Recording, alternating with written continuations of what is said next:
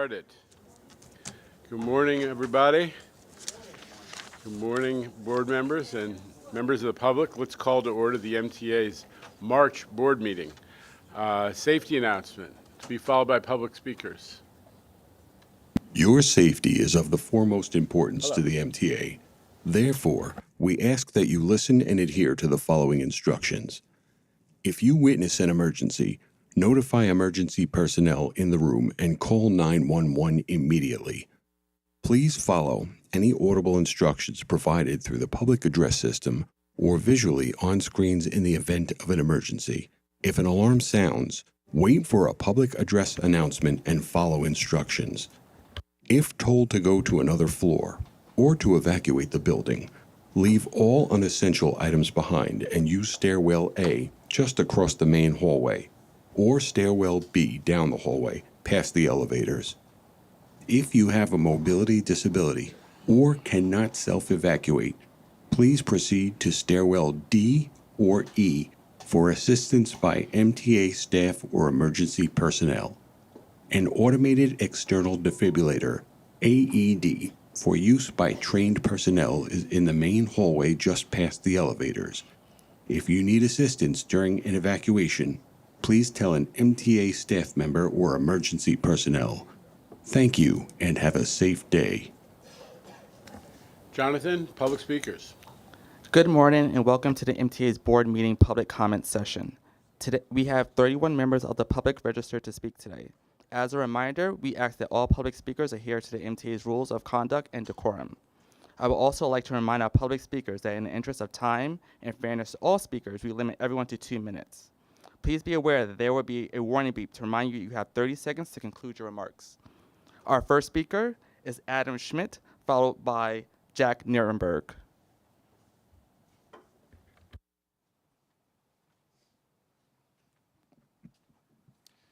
Good morning. I'm Adam Schmidt, and I serve as the Senior Research Associate for Transportation at the Citizens Budget Commission.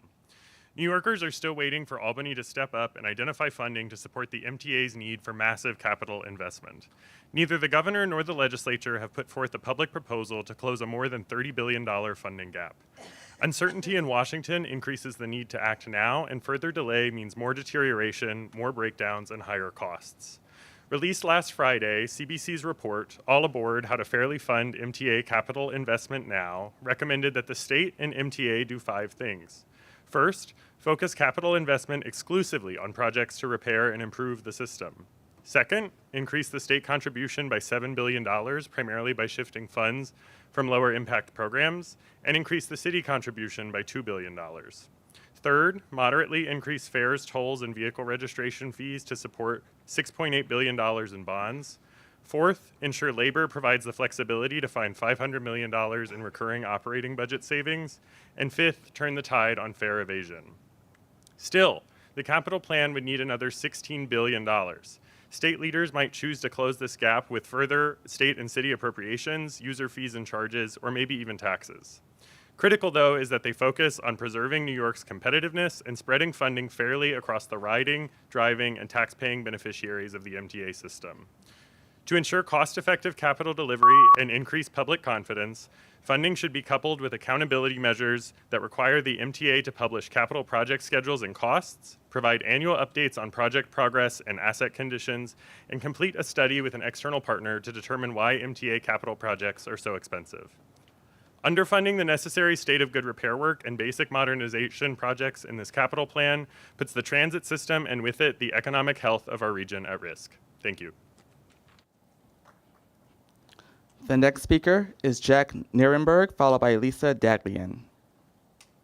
Everyone, I'm Jack Nierenberg. I'm the Vice President of Passengers United. And personally, I've been an Omni user for, I would say, the last 5-something years.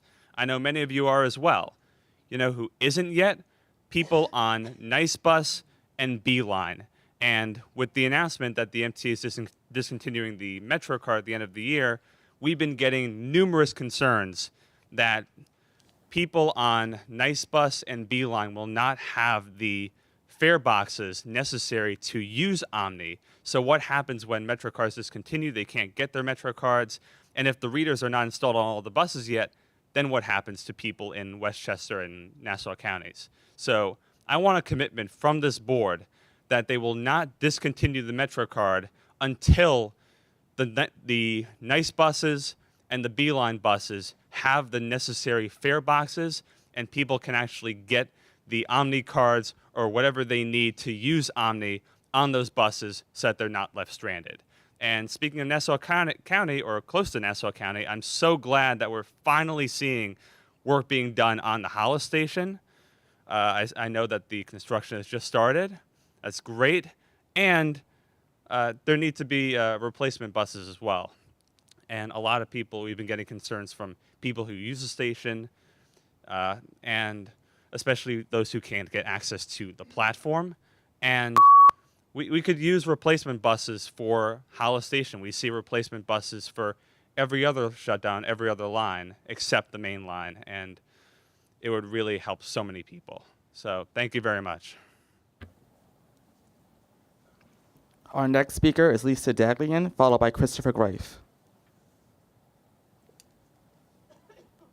Good morning, I'm Lisa Daglian. I'm the Executive Director of the Permanent Citizens Advisory Committee to the MTA. First pitch for New York baseball is on deck.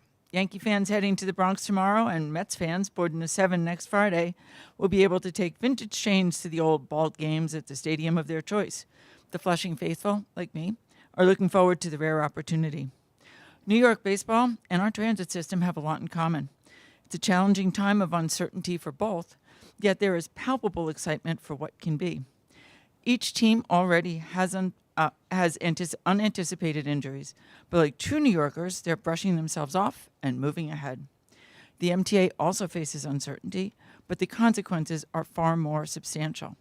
Instead of millions of dollars in player salaries on the line, millions of riders' daily commutes are at risk from the aging system that still uses switches and signals from the Prohibition era, with some train cars older than my kids, and I don't mean the vintage train cars. It's a lot harder to rehab the aging components of our vital transit network, as we've seen through terrible periods like the summer of hell, when disinterest and disinvestment overtake public interest and sustained investment. It isn't good for riders, our city, the region, or New York's economy. A fully funded 25-29 capital plan will help set the MTA on a path to safer, more accessible, and reliable transit network that riders deserve. The proposed plan would generate $106 billion in economic output and more than 72,000 jobs over 5 years across the state. It's critical it's fully funded in order to realize these benefits and literally keep our region moving. We need Albany and D.C. to play ball.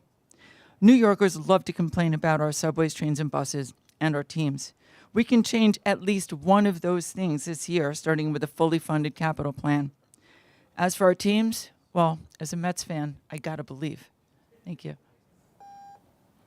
The next speaker is Christopher Greif, followed by Omar Vera. Good morning, everyone. I'm Christopher D. Greif, ADA, President of the Accessibility. Forgive me, everyone. I'm a little very disappointed with our elected officials this morning as I had to hear what they had to say. The new MTA has been doing a fine job.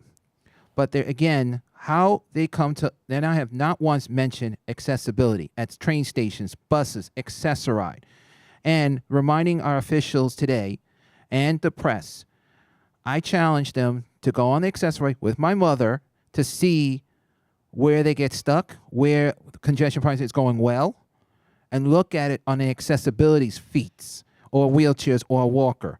Because what I have to hear this morning's news, and I'm very disappointed with the Staten Island the elected officials. They have traffic. They have not fixed their roads. They have not fixed they don't want to work fixing the bridge. And I don't want to see the Valenzano Bridge, which I can see from my window, going crumbling down. I'm a person with a disability. My mother is a disability. We have disability communities here. Not everyone shows. But here's the problem.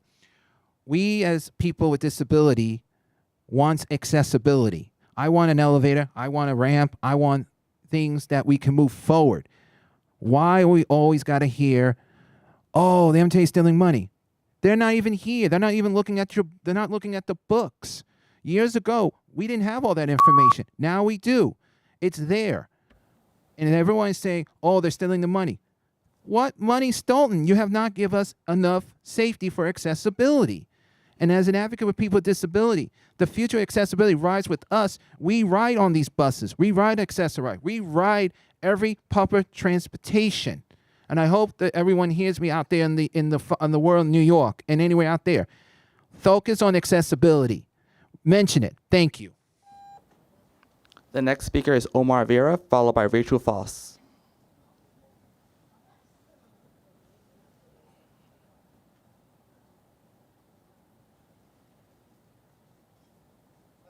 I just walked into the room just a few minutes ago, right when Chris started speaking. So I'm here, so I had time to prepare. Now I'm ready.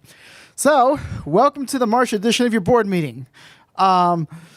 This month, as I pointed out Monday, thanks for standing firm on congestion pricing. The program's working well. Public opinion has changed drastically in favor of this program. And like I said, even the New York Post admits that the feds have no way of winning this in courts. They can't win it the legal way. So keep standing firm. Congestion pricing for all. Now I also like to mention briefly the Rockaway service, the service plan that's currently ongoing. When it finishes, this presents a golden opportunity for you to modify the Rockaway service plan, as Andrew suggested over here, that all A service the Rockaways, Rockaway Park, Rockaway, and then the C will be a full-time extended to Lefferts Boulevard, where in late nights it could be a shuttle, the Liberty Avenue shuttle between Euclid and Lefferts, as it is like now, except it's called the A shuttle, but it will be the C shuttle in the new plan. And yes. Oh, and I'm wondering if since you mentioned that MetroCard's sales will stop at the end of this year, are you gonna create a 30-day unlimited OmniCard or what? Just wondering. With that said, I still do like the fare cap program. That's very good. With that said, everything's good, and see you around next month. The next speaker is Rachel Foss, followed by Alita Dupree. Good morning. My name is Rachel Foss. I'm the Senior Policy Advisor for reInvent Albany. We advocate for more transparent and accountable New York government. Just yesterday, we are proud to join legislators and advocates in Albany in support of full funding for the MTA 2025-29 capital plan. Unfortunately, there's not yet a plan that has seen the light of day, and Albany is talking about repeating in 2025 what it did in 2022, raising the payroll mobility tax for just New York City employers. Our new analysis with the NYU Marin Institute of Urban Management of the last 25 years of MTA capital spending makes a strong case for why suburban elected officials should support both congestion pricing and investment in the 2025 to 29 capital plan, funded by regional taxes or fees. In the 5 capital plans from 2020 through 2024, the MTA has spent or will spend $194 billion in constant 2024 dollars. As expected, our analysis found that capital spending is far higher per commuter rail rider than it is for New York City Transit, subway, or bus rider. After we adjusted spending, we found that Long Island Railroad got an average of $18.70 per rider each year. Metro North was second at $10.15 per rider, and New York City Transit was last at $2.57 per rider. The 2 commuter railroads have about 3% each of MTA ridership, but have gotten a hugely disproportionate share of capital spending. Long Island Railroad received 19% of capital spending, Metro North 10%, and New York City Transit receives 72%, though it has 93% of riders. As Albany finalizes the state budget, we hope they do right by New Yorkers and fully fund the plan while ensuring that new taxes, fees, and revenues to support it are regional. Given generous investments in Long Island Railroad and Metro North, regional support will ensure the funding plan is both fair and sustainable. Thank you for your consideration. The next speaker is Alita Dupree, followed by Robert Whitaker.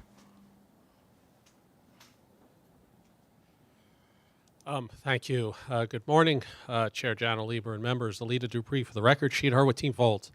It's good to be back with you. Thank you for the hospitality. I used the subway this morning. It was fine. on a new week of Omni. I use the subway a lot. I usually go through the 12 rides by the time the end of the third day, so that's a very good thing.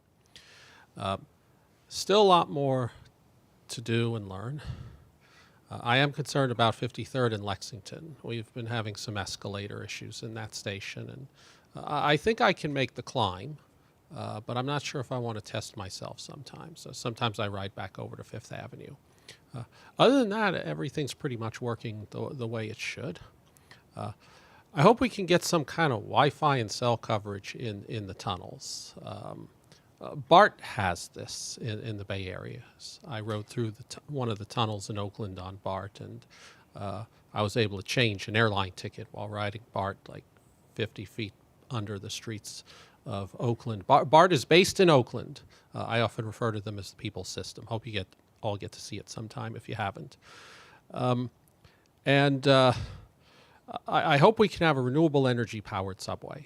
I think we can get there because we can drive that. And I did enjoy seeing the Williamsburg bus charging station with the pantograph. So I believe in the electric buses. We really want to stay after that because sometimes I'm on one of those and well, it stops and we have to get off, and I don't want to have to do damage control. I want to see that work done. So, you can never have enough subway. I can never have enough subway. The system that is legendary and stately. And I look forward to hearing what you have to say. Thank you. The next speaker is Robert Whitaker, followed by Jason Anthony. Good morning. My name is Robert Whitaker. I'm a local 100 bus operator living and working out of the borough of Brooklyn. I wear many hats. One as a bus operator, one as a state and local taxpayer, and a local community board member. For today's purpose, I will mainly focus on the title as bus operator. Over my 17-year career, I have been disrespected, assaulted, threatened by the public, the employees, management, and union reps, and have had many OEEO cases committed against me and covered up. And the MTA has stolen money out of my pocket, out of my family's pocket. Today is no more. The MTA's transit workers place violence policy is flat out broken. New York City Transit does not care about its employees. Anybody who could tell me that with a straight face, I will call it how. I am calling on the New York State Attorney General to investigate the MTA and New York City Transit for its failed policies to protect its employees. Now we get to the main event. The MTA is saying that it does not tolerate the steering of any kind and that there are consequences. The MTA's workers' comp department is an absolute dumpster fire. The MTA has stolen money out of my pocket, my family's pocket, and my health. My caseworker, Digna Rodriguez, has lied on paperwork and has kept me from getting proper medical care. Her manager, past and present, are allowed to hurt as many workers as possible. I get the process of preventing fraud and all, but why deny workers that are currently injured from getting proper medical care? If you cannot turn around and honor your workers with proper medical care here, then you guys need to be investigated for violating workers' comp laws. Thank you. The next speaker is Jason Anthony, followed by Anna Humphrey. Good morning, Jana. Good morning, Paige. Good morning, board members in this Women's International Month. I want to recognize, first of all, every single woman in the MTA because without women, the world couldn't exist. And I want to recognize every single woman here on the MTA, especially Jay Patel, Paige Graves, Rachel Cohen, Julia Richardson, and others, especially Lula Zapata, who was recognized in this week's City and State. Well, thank you for the applause. But I want to mention several names. Sean Patrick Duffy, Christy Lynn Arnold Nome, Thomas Douglas Holman, Donald John Trump. why I'm mentioning those names? They have been mentioning our beloved system. And yours truly is demanding the MTA Inspectors General to initiate an investigation against Christy Nin Arnold Nom because she went to the Coney Island terminal to investigate an incident there this past December without the MTA's intervention. And we invite Sean Patrick Duffy to show up in person in the next Finance Committee and to the MTA's full board because our beloved Neil Zuckerman did it on Monday and we're doing it today as well. Thank you. So Thank you. see you next month. The next speaker is Anna Humphrey, followed by Kalia Hazlett. Good morning. My name is Anna Humphrey, and I'm the Transportation Community Organizer with the Center for Independence of the Disabled, New York. I'm here to raise concerns regarding the accessibility of the MTA's express bus service and to highlight the findings of a recent report from the New York City Comptroller's Office. The Comptroller's audit uncovered significant failures in MTA bus service for riders with disabilities. A staggering 25% of wheelchair users could not board buses due to lift issues, and many buses failed to operate on schedule.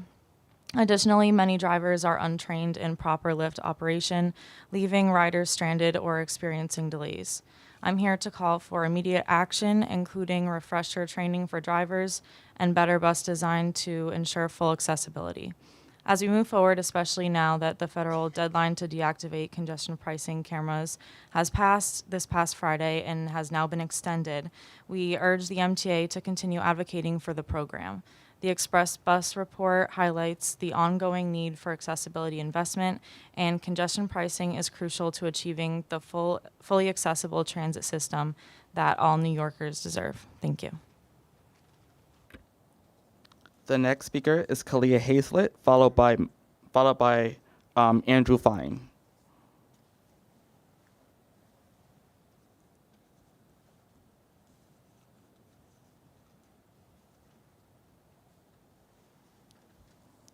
The next speaker is Andrew Fine, followed by Mark Sacamaga.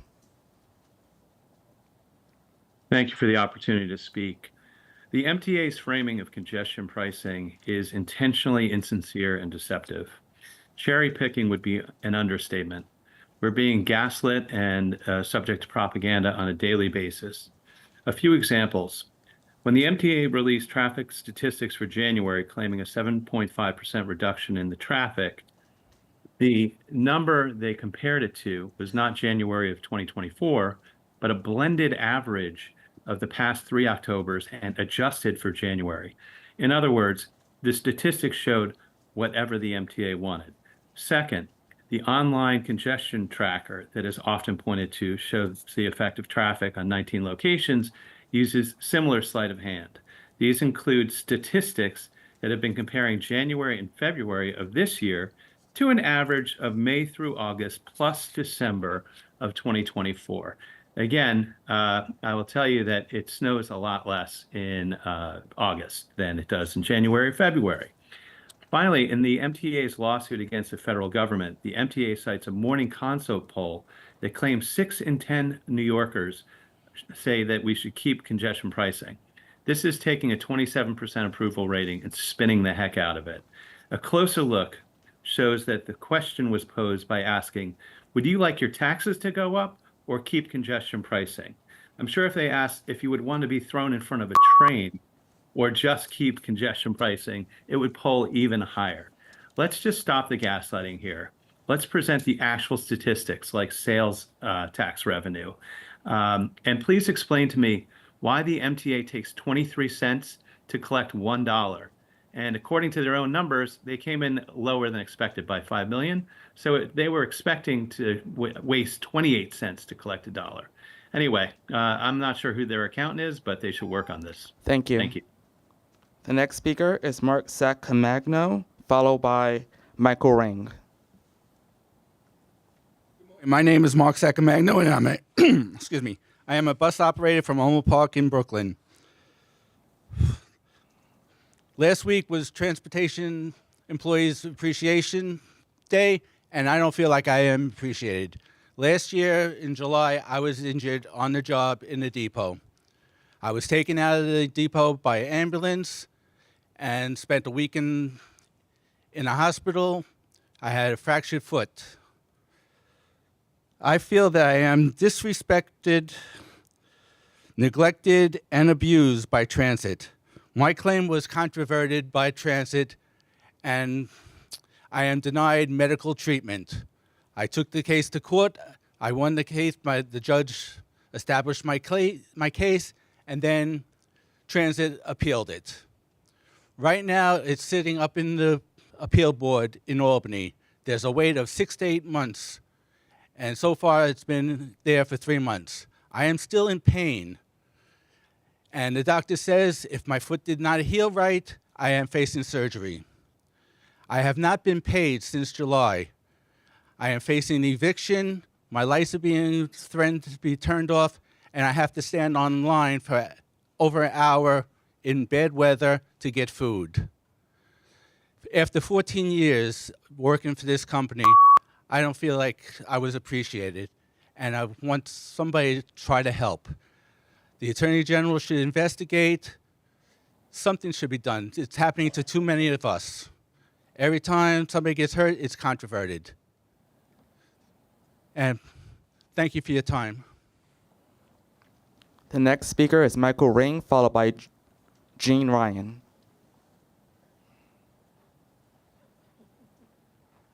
Good morning. My name is Michael Ring. If anyone needs a verbal description of my appearance, I'm just a 61-year-old white guy, still need a shave, wearing a hoodie. My hat says Disabled in Action. That's the organization I'm representing today.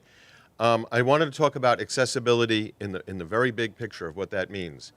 In the small picture, Disabled in Action is one of the members of a lawsuit that's suing the MTA over getting elevators repaired quicker. The settlement of our lawsuit is that in 30 years, 95% of the stations will have elevators. But that's a long way away, and that's not really a big deal. I want to talk about what the big deal of accessibility is. This building right here, we are on the 20th floor. Everyone has a mobility impairment that prevented them from walking up the stairs today. I'm pretty confident no one walked up the stairs. No one probably can't walk up the stairs here. But I bet most people didn't know that one of the elevators is broken. And it was just a seamless entry into the building.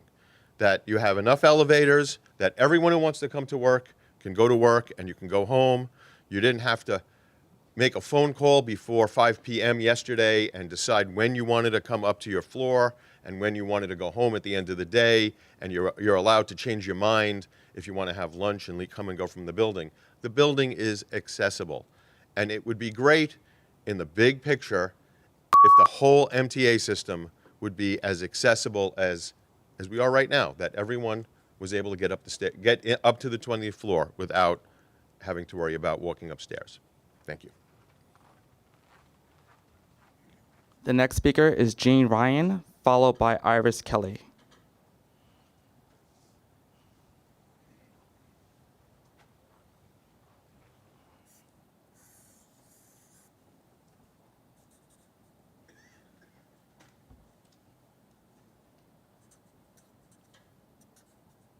That's going to be good. Still, hi. I hope so. Hi, can you hear me? Yes. I'm Jean Ryan, president of Disabled in Action of Metropolitan New York. I plan to take the X27 or X28 express bus home later today. That is, I hope to get on the bus in a timely manner. Get on, and then in a timely manner, ride it, and then get off on the lift, not waiting an hour for the firefighters to lift me off and then lift my 400-pound wheelchair down from the high door. But I never know. There's never a guarantee that when the bus comes that I can even get on the bus or off the bus like everyone else. Just because, the bus will probably pass me by, and I'll have to wait for the next one. Just because there are lifts on an express bus doesn't mean that they are accessible. Most drivers do not know how to use the finicky lifts or how to move the seats so we have a parking space. Are over-the-road buses absolutely required for express buses? I heard they have to be over-the-road buses because they go on the highway, but now I hear that's not required. Which is it?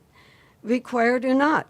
People with mobility disabilities cannot reliably get on and off the over-the-road buses. That's not right. That's not accessibility. A different kind of bus is needed so express bus service will be truly accessible. I suggest a redesign to a low-floor ramp design where everyone can get into the bus in the same place. If not, we will take a different bus that we can easily get onto no matter the comfort of the other passengers. Thank you. So access trumps Thank you. comfort. And it's time Thank people you. with mobility disabilities can Thank you count. for your comment.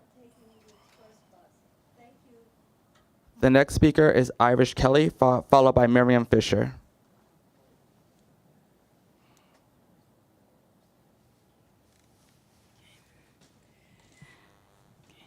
Hello? Can you hear me? Yep. Yeah.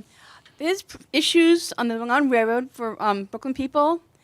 I don't like the way they have the timeline set up between the track and time connections. There's a train during the weekday. Okay, I'm coming from Huntington, the 917. I pull into Jamaica at 10:04. Okay, then our Brooklyn train is 10:04. But the other one goes from you can't give it time to go from track 2 to track 12. That discussing you cannot let them two be connected back to back together. Instead, you have it further away going way over to track 12. The other day, you had a train of 5:48, actually on track 3, where I think they should always be, regardless what the issue is. I saw it the other night, what's going on to Long Island, how you had that. But yeah, at night, I'm going 10:04, I should be able to get the 10:04 connection. Not wait half an hour for the 10:37, which is not right.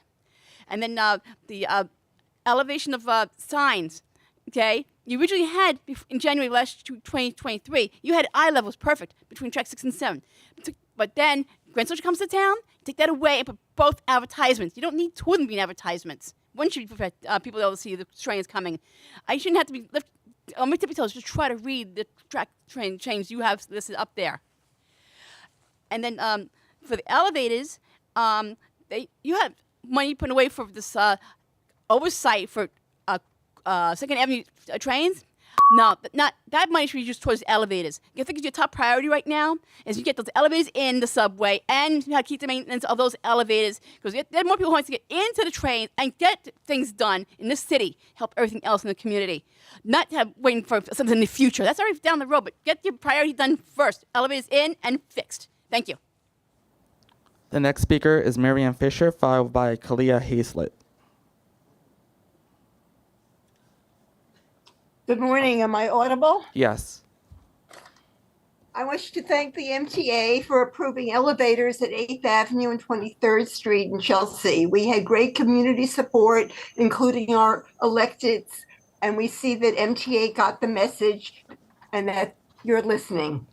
Also, I want to put better bus stops on the radar. There are 15,000 bus stops in New York City, but only 17% have benches, only 20% have shelters from the weather, which will be more extreme with climate change. The outer boroughs, especially Queens and the Bronx, in the lowest income areas are the worst offenders. There are fewer subways in these boroughs. Many people must rely on buses, sometimes two buses, to get to the subway. Long commute, whether to work, medical appointments, personal recreation, and connections. In January, Manhattan Community Board Transportation Committee sent a letter to the DOT President Ed Pinkar and to the MTA President Demetrius Critchlow after a walk down busy 23rd Street specifically identified 6 barren stops with only poles. And they included seats with back support for people with spinal disabilities, such as myself, who cannot use the leaning benches that are being discussed. That's not at all helpful for me. And I get the need for better bus stops on the radar, on the menu. New bus line configurations are being proposed on 42nd and 34th Street to speed up traffic, reduce car usage. Hey, remember to check the bus stops too while you're doing all that change. It benefits the whole community.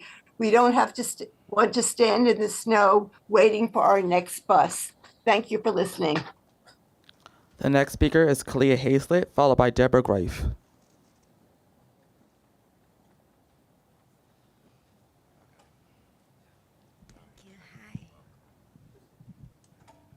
Yes. Good morning, everyone. My name is Kalia Hazlett, and I'm a member of the TRC and the PCAC.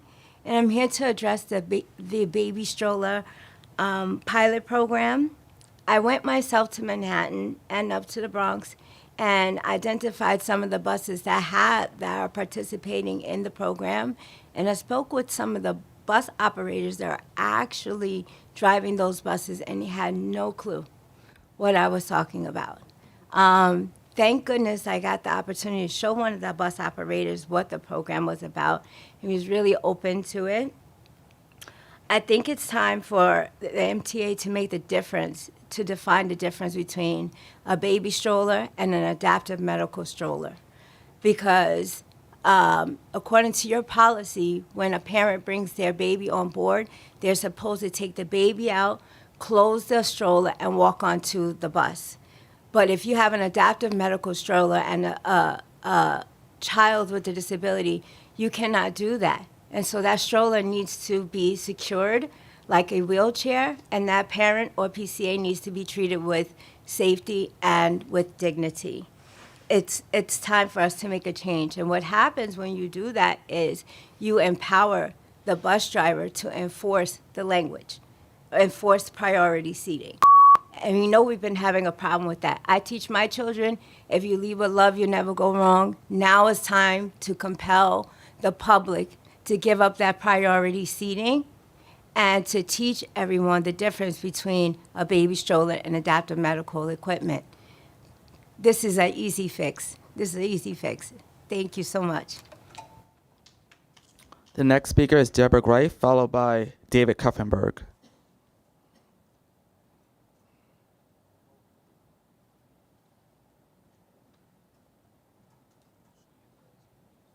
Okay. Good morning. Can you hear? Yes, I can hear you. Okay, good morning. My name is Deborah Gray. Good morning, everyone. Sorry I'm not there in person. My community board had a very raucous meeting and my leg was injured. First of all, I want to say, I don't care what any of the other speakers said, but I've seen improvements with congestion pricing because I've had to come in by accessory for evening meetings. So that means I'm coming when everybody's leaving to go out of Manhattan and I'm going in.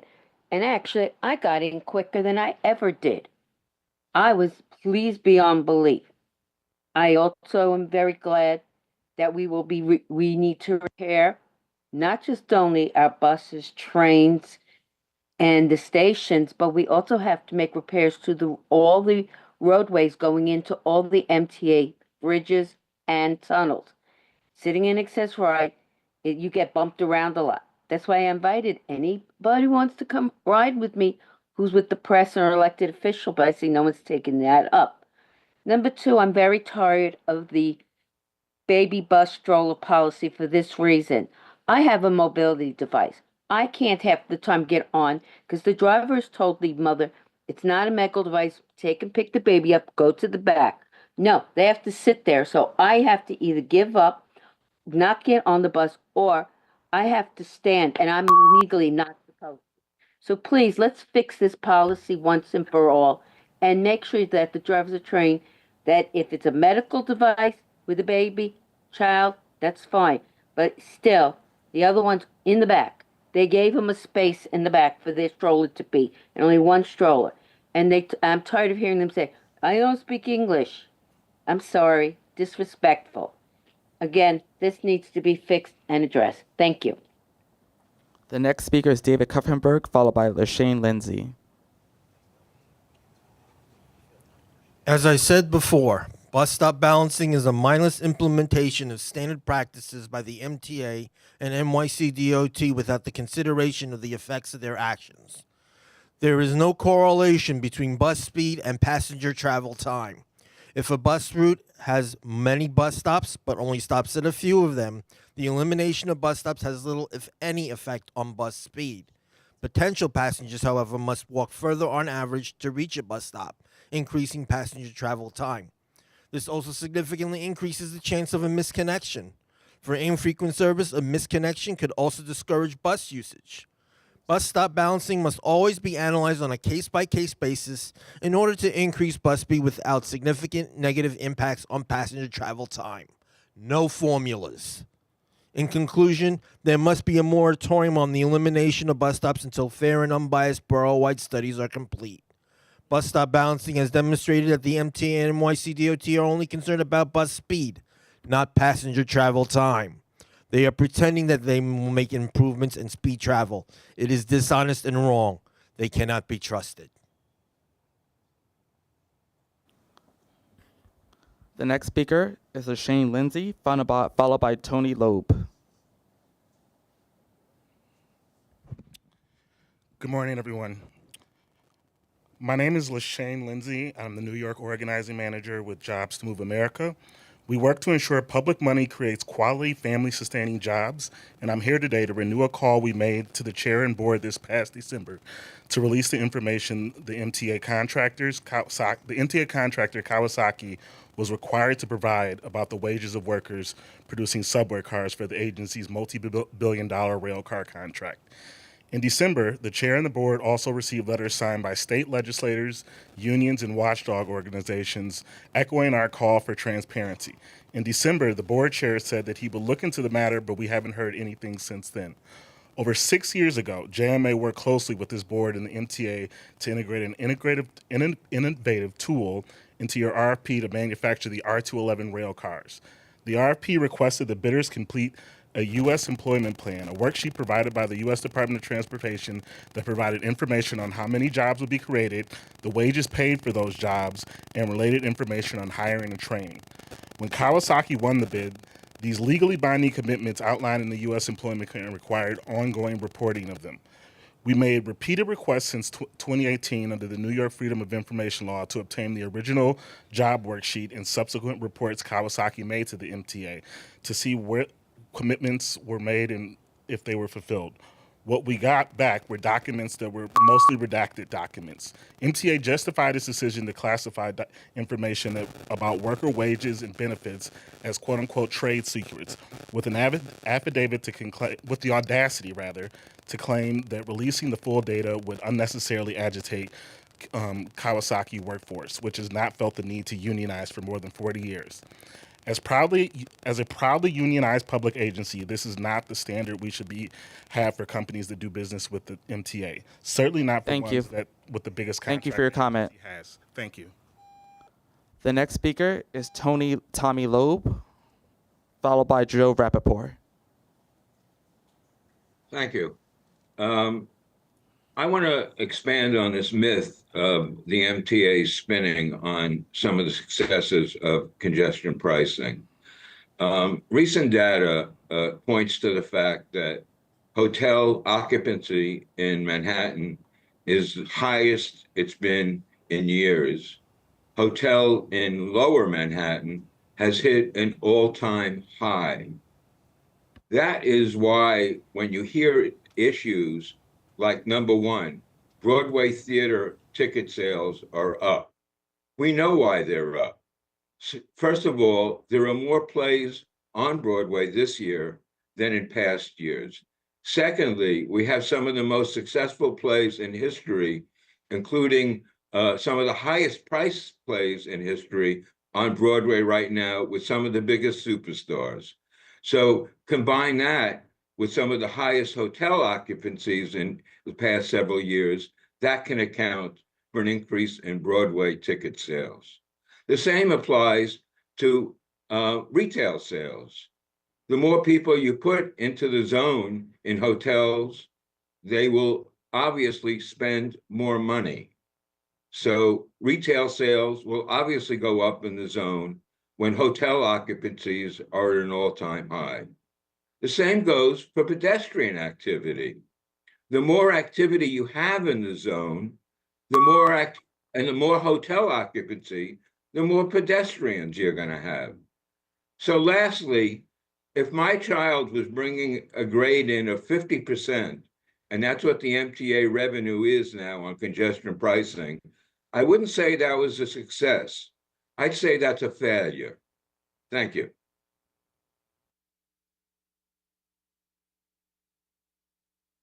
Thank you. The next speaker is Joe Rappaport, followed by R. Mitchell.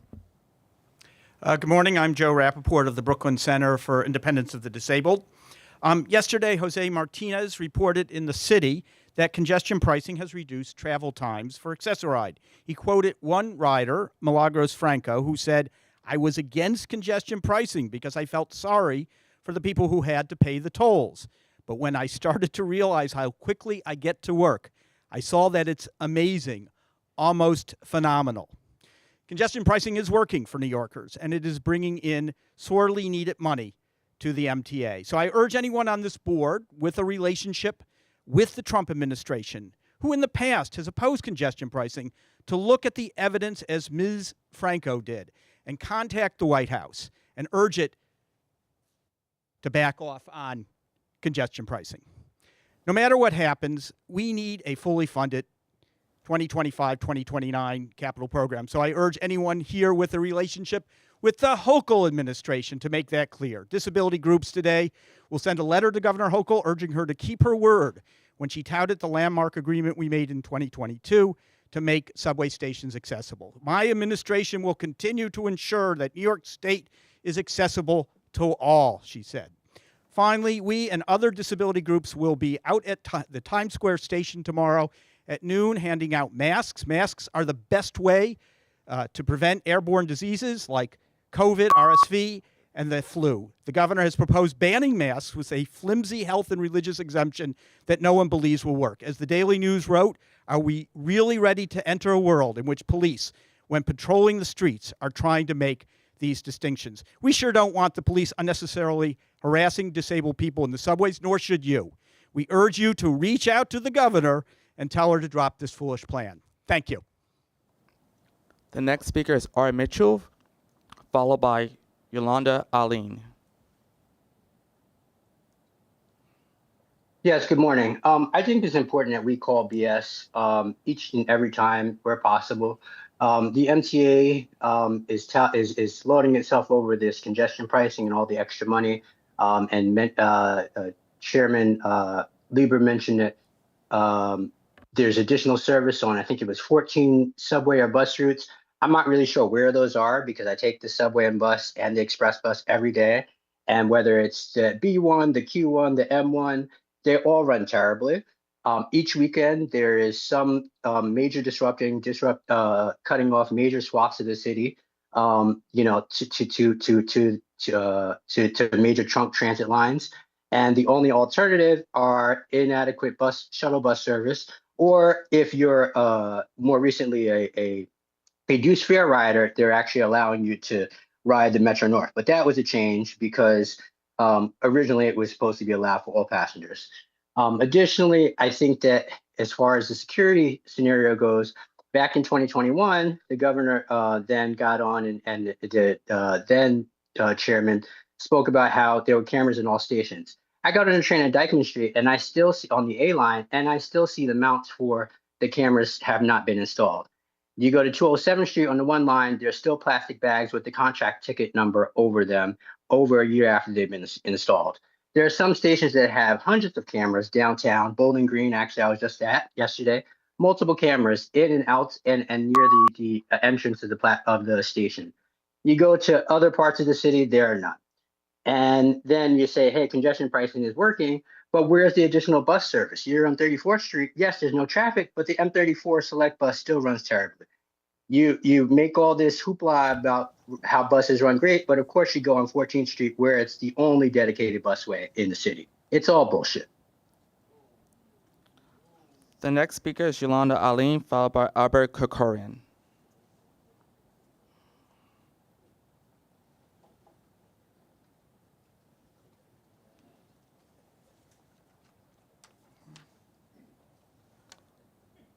The next speaker is Albert Kokorian, followed by Jeffrey Betts.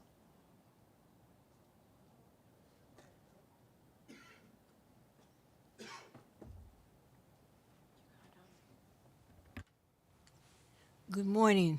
My name is Yolanda Ali. I'm here to talk about stressor ride.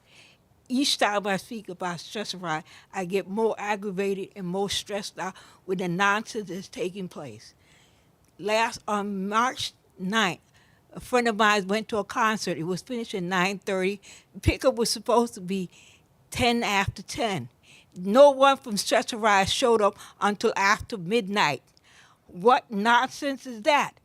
Do anybody here, you go to a concert and you have to sit for almost more than an hour, 2 hours waiting to get home? The following day, the same person, she missed her doctor's appointment. She had 2 doctor's appointments scheduled. Guess what? Stressor ride didn't show up on time, so she missed her appointment. Then there was all kind of confusion because they didn't cancel the ride to take her to the doctor. Most ridiculous. What incompetence is that? And here you come. Every month you hear, 79%. Anywhere in the United States, any corporate would not be satisfied with a 79% performance. That's ridiculous. That's a C. Even in high school, if you get a C, your parents are not happy. What kind of nonsense is that? It's most ridiculous. We need to get a better system and a better service for people. People don't take stressor ride because they want to. They take it because they need to. Because most people would rather take a subway or a bus because even with the stupid blue and white van, every time you get in it, they don't have good shocks to absorb some of the things. And New York City don't have the very best street. Most ridiculous. Each time we speak about stressor ride, it has not improved in all the years. It even get a little worse. We need to get Thank you for your better comment. service. Thank you. As a reminder, speakers may not use profanity or vulgar language. The next speaker is Albert Kokorian, followed by Jeffrey Betts. Hi, hope you can hear me. I live on 13th Street and 7th Avenue in Manhattan. I often drive to visit my disabled brother at his home in Ossining, New York, in Westchester County. Presently, my brother is a patient at Sarah Newman Nursing Home in Mamaroneck in Westchester County. And I visit him, he's there battling esophagus cancer. When I visit him 2 and 3 times a week to support him. And each time, if I come home before 9 p.m., traveling down the West Side Highway, when I get off on 16th Street, I have to pay $9 just to go home due to congested pricing. I already pay property tax as a homeowner in the congested pricing zone. I pay tax while parking my car in a local garage here, which I do get a slight deduction, which is fair. I also pay tax on goods that I purchase in the area and the regular tolls traveling back and forth to visit my disabled brother in Westchester. Why do I, as a resident in congested pricing relief zone, have to also pay the congested pricing toll? Shouldn't the residents residing in the congested pricing zone be granted an exemption from congested pricing toll? I feel it's totally unfair that the residents living in the congested pricing zone have to pay the congested pricing toll to drive in and out of the congested pricing zone just to get home. I also do not hear, in all due respect, Governor Hochul or Chairman Lieber ever mentioning the financial burden the congested pricing is having on residents living in congested pricing zone. The governor often states he is fighting for New Yorkers considering this issue while not mentioning the burden it puts on residents who live in the congested pricing zone. While the governor she's not fighting for me, as I feel congested pricing toll is totally unfair to New York residents living in congested pricing zone. Please get an exemption for the residents living in congested pricing zone. Thank you for your comment. Thank you. The next speaker is Jeffrey Betts.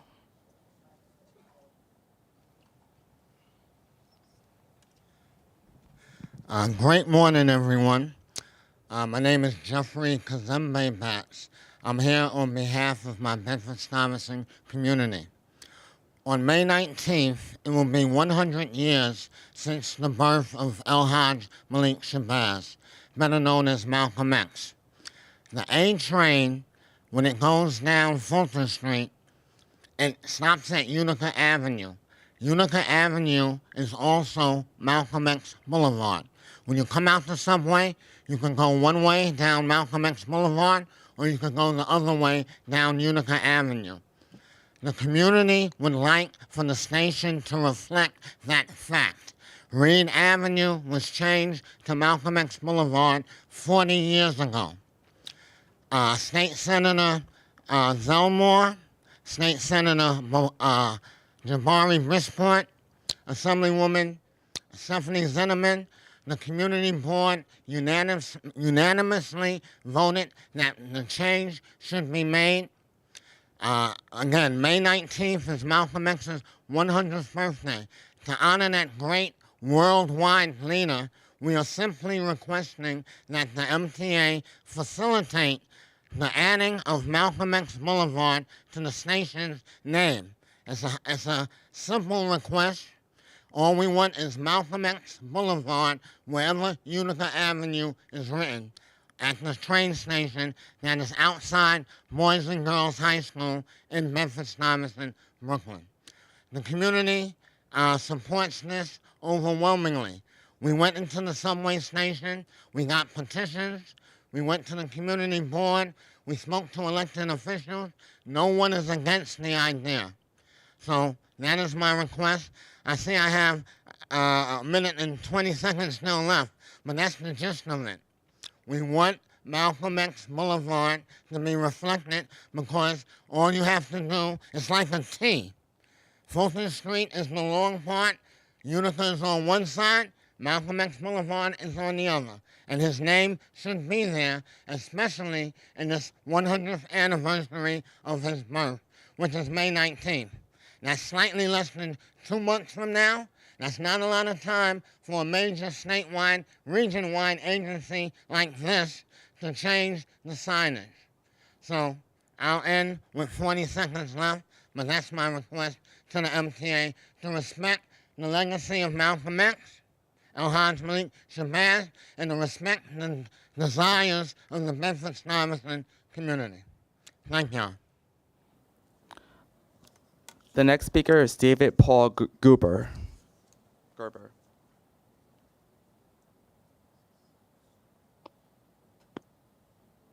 Hello, everyone. Good morning. I was at the MTA Capital Projects hearing, Capital Construction Development Committee meeting. It said Norwood Avenue as one of the new 13 identified stations for ADA access. No, it's not Norwood Avenue. It's Norwood 205th Street, and the B train does not stop there. It ends at Bedford Park. So here's a map here of the new stations here with Norwood Avenue there. Here's the actual correct name, Norwood 205th Street, the D-Service Alert. Here's a press release about the 3 buildings saved, and also mentions Norwood Avenue incorrectly. Here's station accessibility projects, also on your MTA website. And with the MTA website, it's embarrassing too, to show that Norwood Avenue, instead of 205th Street, is Norwood 205th Street is on there. And going to elevator and escalator status here, some of the travel alternatives here have other elevators which are non-service. If you look into this, and it's embarrassing, go into the elevator and escalator status, look up the ones at capital replacement, and look at travel alternatives. And finally, about fare evasion itself. You know, this is Bowling Green. This is what you guys should be more to have the tenacity to do the same with your cars that you catch at the bridges due to toll evasion. This is fare evasion on the subway.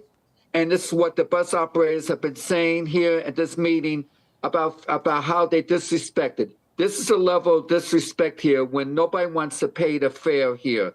As you can see here, they go on one bus route here. They all go on without paying here. They just Thank you go for your right comment. in without paying. Thank you for your comment. Chair Lieber, we have reached our allotted time for this public comment session. At this time, we ask remaining registered speakers to stand by as we transition to a separate live recording. If you are a remote public speaker participating on Zoom, please stand by and wait for further instructions from the moderator. Thank you for your cooperation. Thank you, Jeffrey. Your maiden voyage as the moderator, well done.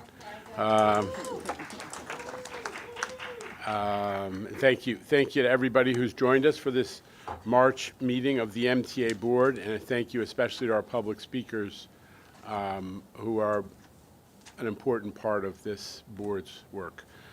It has been another busy month for all of us. There have been great improvements on the operating front, but also some challenges from our partners in Washington. We'll get to that in a minute, but first I want to acknowledge that as of this month, it has now been 5 years since the pandemic first rocked New York City. The MTA lost 177 employees between 2020 and 2022, and most of those folks succumbed to COVID. We will never forget their sacrifice, and we also honor the work that continues of the brave workforce who labors for the MTA still today. New York has had such a great comeback from the pandemic, but remember, that wasn't guaranteed. We had to fight to keep transit service running for essential workers, the folks who had to get to the hospitals and the pharmacies and the grocery stores and the distribution centers, even when we had just 10% of our normal ridership. We couldn't have run that kind of service without the determination and the commitment of our 70,000 MTA employees. And you know what? We and New York prevailed. We kept going during COVID. We kept the city going. And then when all the transit agencies around the country were saying, oh, we're out of cash, no one's riding, we're cutting service, we didn't just keep service, we increased it. 5 years later, that decision has proved to be a wise one. Transit in New York is in good shape. We have come a long, long way. Buses. We heard this week about the buses getting faster, 4% faster across the city, not only in the congestion relief zone, but citywide due to automated camera enforcement, which is gradually spreading throughout the city. We're actually getting such great speed improvements in the congestion relief zone with our buses that we're now piloting, we're experimenting with removing scheduled time points so that the buses just move as quickly as the traffic and actually the ridership stops as quickly as they permit. The results are positive. Riders are saving minutes in travel time, and there's a heck of a lot less bus bunching because delays are what create that problem. Big gains on the M42, the M50, and the Q32, which goes from Queens to Manhattan and back again. And on the subways, weekend on-time performance beat our goal, 84%, again in February, and weekday OTP, although a little below, has beaten February of last year. We are continuing to make progress. The Rockaway rehab project, Jamie talked about it on Monday, is a stunning success in terms of operating that alternative service. Demetrius gave an update, as well as Jamie. The replacement shuttle on the Rockaway Peninsula is running at 99% on-time performance. And they just, in a complicated operation, took all the cars that had been on the peninsula all over the bridge.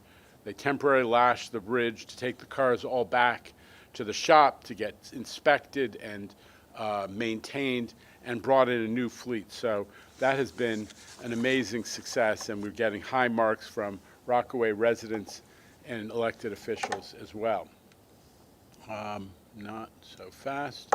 We've got Rob's doing a great job with a Long Island Railroad service and weekend ridership. is pushing 100% of pre-COVID levels. I think it's at 99. That's an amazing accomplishment. And Justin and team at Metro North are implementing new schedules that'll improve run times on multiple daily New Haven trains, while also adding stops at Marble Hill and Yankee Stadium just in time for opening day. These are the things that get lost in our incredibly controversy-focused news cycle, but they are real proof points that this MTA, the new MTA, is becoming a really well-tuned machine, more businesslike and ready to deliver no matter the challenges. Lately, we're focused on the future and the transition to contactless fare payment. I announced last week that it's time for MetroCard sales to end by the end of this year. I know that some people are having a hard time letting go. My son said to me, "You can't get rid of the MetroCard. It's iconic." He's right, but nostalgia is not a business model. And people said the same thing about the token. And just think of how the move from the token to MetroCard led to a surge in mass transit usage and to a surge in people getting a better deal because they could automatically get a transfer. And we're going to do even more with the advantages of Omni, because the new system will allow us to serve more customers. Look at the growth we've had just in student Omni alone. And it opens the door to new discounts while also helping us to fight fare evasion, because for the first time we'll be able to do a universal proof of payment system like you have in Europe. That is where we're headed. And best of all, it's not only going to save the MTA money, because we don't have to, collect all the cash from MetroCard vending machines, which are breaking down and constantly in need of maintenance, but it's going to deliver savings for riders. A hot button for me has been that a person with low income in the MetroCard system has to walk up at the beginning of the week maybe and figure out, do I have enough money in my pocket for $34 for a weekly or $100+ for a monthly? We prefer a system that delivers the discounts automatically, that person doesn't have to come out of pocket in order to get the best price. And it also means that you don't have to be a math whiz to stand there and figure out, well, how many times am I going to ride the train? Oh, I'm not commuting on Tuesdays, and all that math to figure out, do you want a pass? Again, the system will figure it out for you and give you the best price. It's not great for the MTA financially in one way, because every month we make, every year, Jay, we make $40 million from people buying monthlies and weeklies who don't fully utilize the benefit. But the key is, let's give the customers the best deal. In the long run, that's going to benefit us and everybody. Another example of MTA's new high-functioning modus operandi is the 2025 to 29 capital plan. This is a fact-based proposal. And if fully funded, it's going to modernize our system, which I remind people all the time has been valued at $1.5 trillion. That is the replacement value of the subway system, $1.5 trillion. And so we have to invest in it. You don't get to keep an asset of that complexity and scale and old age without investing in it. So you got to keep it going, but you also want to invest in it so we don't go back to the summer of hell, because when you let things break down, that is what you get. If you're a regular viewer of these board meetings, if you're not a regular viewer, here's what you need to know. We've spent years completing that incredibly comprehensive review of MTA assets, 6 million components and assets, looked at, evaluated for their condition, how long they're going to last, what would be the impact on service if we do or don't replace them. And we turned that analysis into a detailed 20-year needs assessment. You see the cover on the screen. And that became the foundation for what's on the right, the new 5-year, $68 billion capital program that is on the table in Albany right now. Now, at Monday's Capital Program Committee meeting, we talked about how this is the program that's going to finally allow the MTA to get ahead of the delay curve, that we start fixing stuff more quickly than these key components are wearing out and breaking down. We want to get ahead of that process so there are fewer broken power systems. There is less structure that's falling apart that you have to take out of service than there was at the beginning of this capital program. That is why we have identified expenditures in each different category the way we have. And third parties ranging from JP Morgan Chase, who looked at our whole program and compared it to utilities or freight railroads and said, you're investing in the ballpark of the right amount of money, maybe a little low, but they said they took note of the scale. But also the controller of the state of New York, not usually quick to check the box for more spending. The controller of the state of New York, Tom DiNapoli, also validated our capital program proposal. So we're waiting for Albany to act, but there's a lot of support for what we've put on the table. I was up in Albany yesterday to meet with lawmakers, the Speaker, Carl Hastie, Majority Leader Andrew Stewart Cousins, some of the committee chairs, and of course, Governor Hochul. But the transit advocates were also out there in full force, as you can see from the photo on the screen. Everybody I spoke to agrees that the capital plan needs to be fully funded. Legislative leaders reconfirmed what they'd said before, which that the veto action they took on Christmas Eve was about their concern about what would be the right funding sources, not about the substance of what we proposed. So I came away feeling optimistic, but I'm always realistic that these deals get done in the middle of the night, and we got to make sure that we get the right numbers and that the program is, in the end, fully funded. Now, some of folks on this board asked over the last few days, why, if we're optimistic and we're expecting action imminently, why don't we just reapprove the $68 billion program so it's ready to go? Because we do have projects lined up that we want to hit the go button on. We're not going to be voting on it today out of deference to what's going on in Albany, but we are going to recirculate the latest version so everybody has an opportunity to re-inspect what's coming and, if necessary, to comment on it for the moment when the time comes. There are a few new details that we talked about on Monday, including a $400 million increase in the portion of the program that's going to be built using our in-house forces. This is important. We are getting better and better at making sure we do every project in the most efficient way in terms of the delivery mechanism. Sometimes it's design build. That's been great for us. Sometimes it's what we call A+B procurement, which is a more traditional, fully designed procurement, but with injecting schedule as a variable in the contract, in the procurement selection process. But a lot of the time, the best way to do things is to use our own forces who are right on hand and ready to do the work, and we don't have to do a procurement, and they can do it more cheaply. So we have come to an agreement with the union that allows us to really specify how much of this is going to be done using in-house forces. Maybe it'll be more. And we've also named 12 new ADA stations that have been selected to be included in the program through a collaborative process with many of our stakeholders.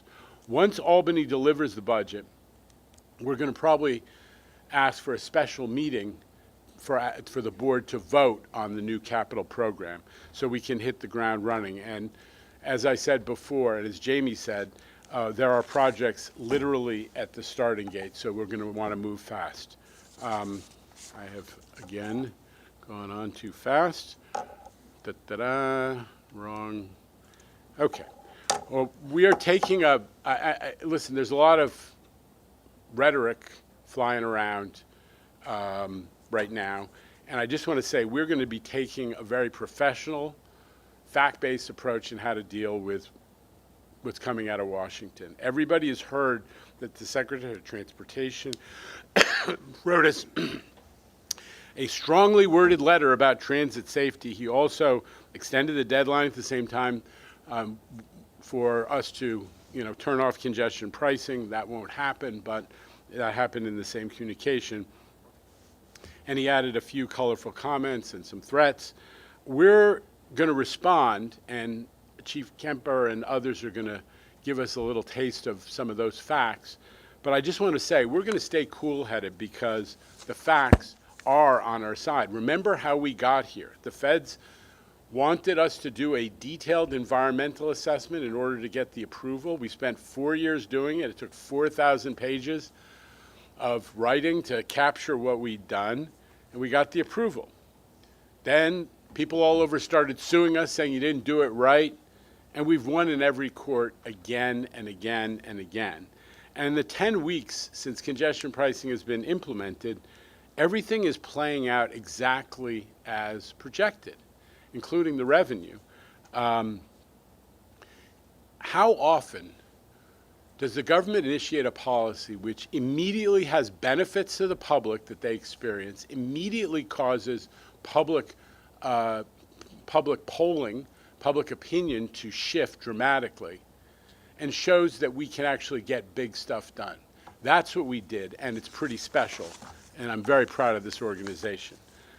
Some of the things have turned out even better than projected. For example, we now know that one of the concerns that was talked about by opponents of the project, also recognized in our environmental assessment, has not come to pass.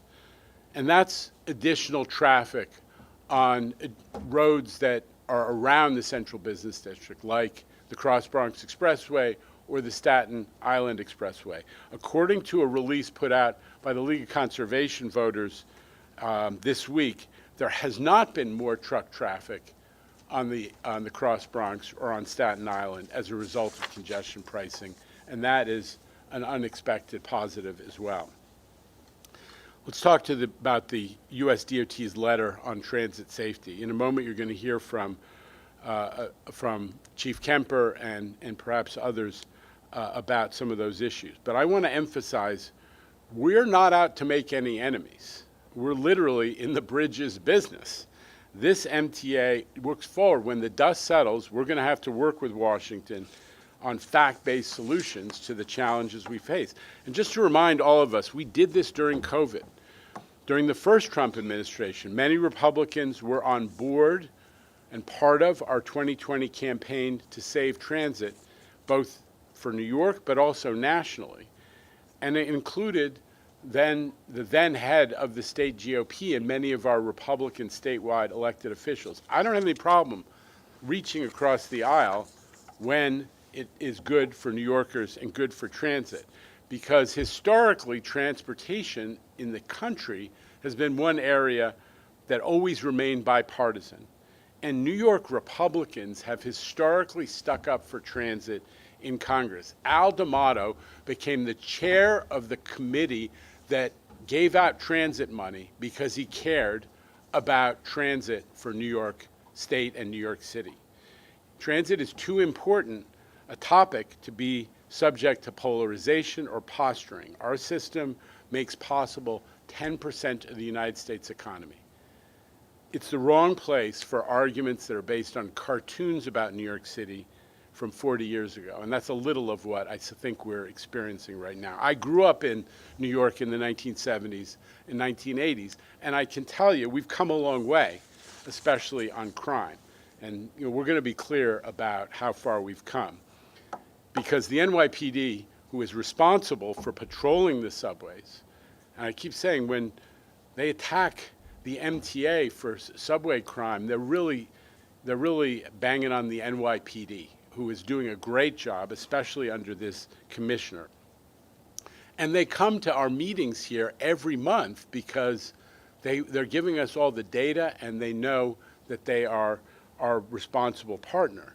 And we heard from them this month, again, crime is down 20% this year versus last year, year to date, and 40% versus January, February of 2020, right before the pandemic. I am the first to say that we have a way to go before riders are truly as safe as they ought to be and feel as safe as they ought to be. But the stats don't lie. Progress has been made, especially because of the investments that Governor Hochul has made to put cops, to make sure that the NYPD can put cops on trains overnight and otherwise increase the force levels in the system. There are unique challenges, new challenges. I am concerned that felony assaults are up despite overall lower crime. But that is partly a result, understand this, it's partly a result of the increased enforcement that's taking place. If you look at the felony assault stats, and we look at them every day, right, Chief? What's happening to a great extent is the arrests are 100% up, especially people being stopped for fare evasion, honestly. And some of those people who apparently got used to the idea that fare evasion was a God-given right, then haul off and actually hit cops, which is shocking to me, but we see it every day, and it is a big piece of the stats. We have to make sure that people understand there are consequences for fare evasion, and we are working successfully to push back on fare evasion. That will be part of our presentation to Secretary Duffy. We also need to deal with the mental health issues that are sometimes the root cause of these behaviors, random violence. And this is on the table in Albany right now, we do need to deal with the penal laws, whether it's discovery or the issue of recidivism and how is it dealt with in the criminal justice system, that is one of the issues that we're facing with felony assaults and repetitive subway crime. I am convinced that we're going to succeed. There is a growing sense that the criminal justice laws that may have been passed 5, 6, 7 years ago, some of them need to be adjusted. But our job is going to remain to focus on real fact-based solutions and not to be drawn into a political test of wills or rhetoric, which is what sometimes our friends in the press like a good show and try to play around with. I am optimistic, but with that, let me turn it over to John McCarthy, and who will lead us into some talk about how we're going to respond to Secretary Duffy. John. Thank you, Chair. I'm playing the Bob Shepard role here and just doing introductions, really, but anybody got that? So good morning. As the Chair said, last week we received a letter from Transportation Secretary Duffy asking for more information about safety and security in the New York City, the New York public transit system. Frankly, we're thrilled the federal government is interested in our public safety efforts. As this board knows very well, we've made significant progress on this front. But any conversation with the federal government needs to also include a discussion of why we in New York receive 17% of all federal formula funding despite carrying 43% of the nation's transit ridership. This funding disparity is shortchanging low and middle income New Yorkers who rely on mass transit, and this needs to be fixed.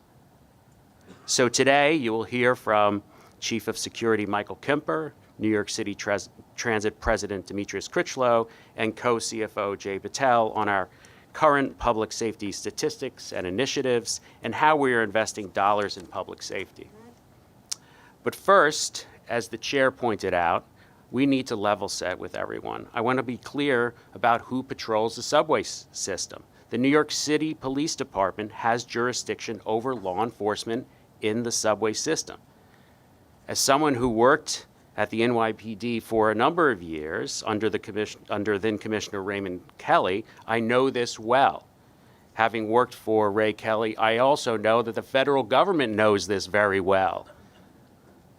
I also know that when it comes to the NYPD and when it comes to patrolling mass transit, they are the best of the best. They're regularly looked at as for best practices from worldwide transit systems like London and Paris and others. So we think there's no better police department to do this critical work. So with that, I'm going to hand this over to Chief Kemper, who will report on the safety and security items.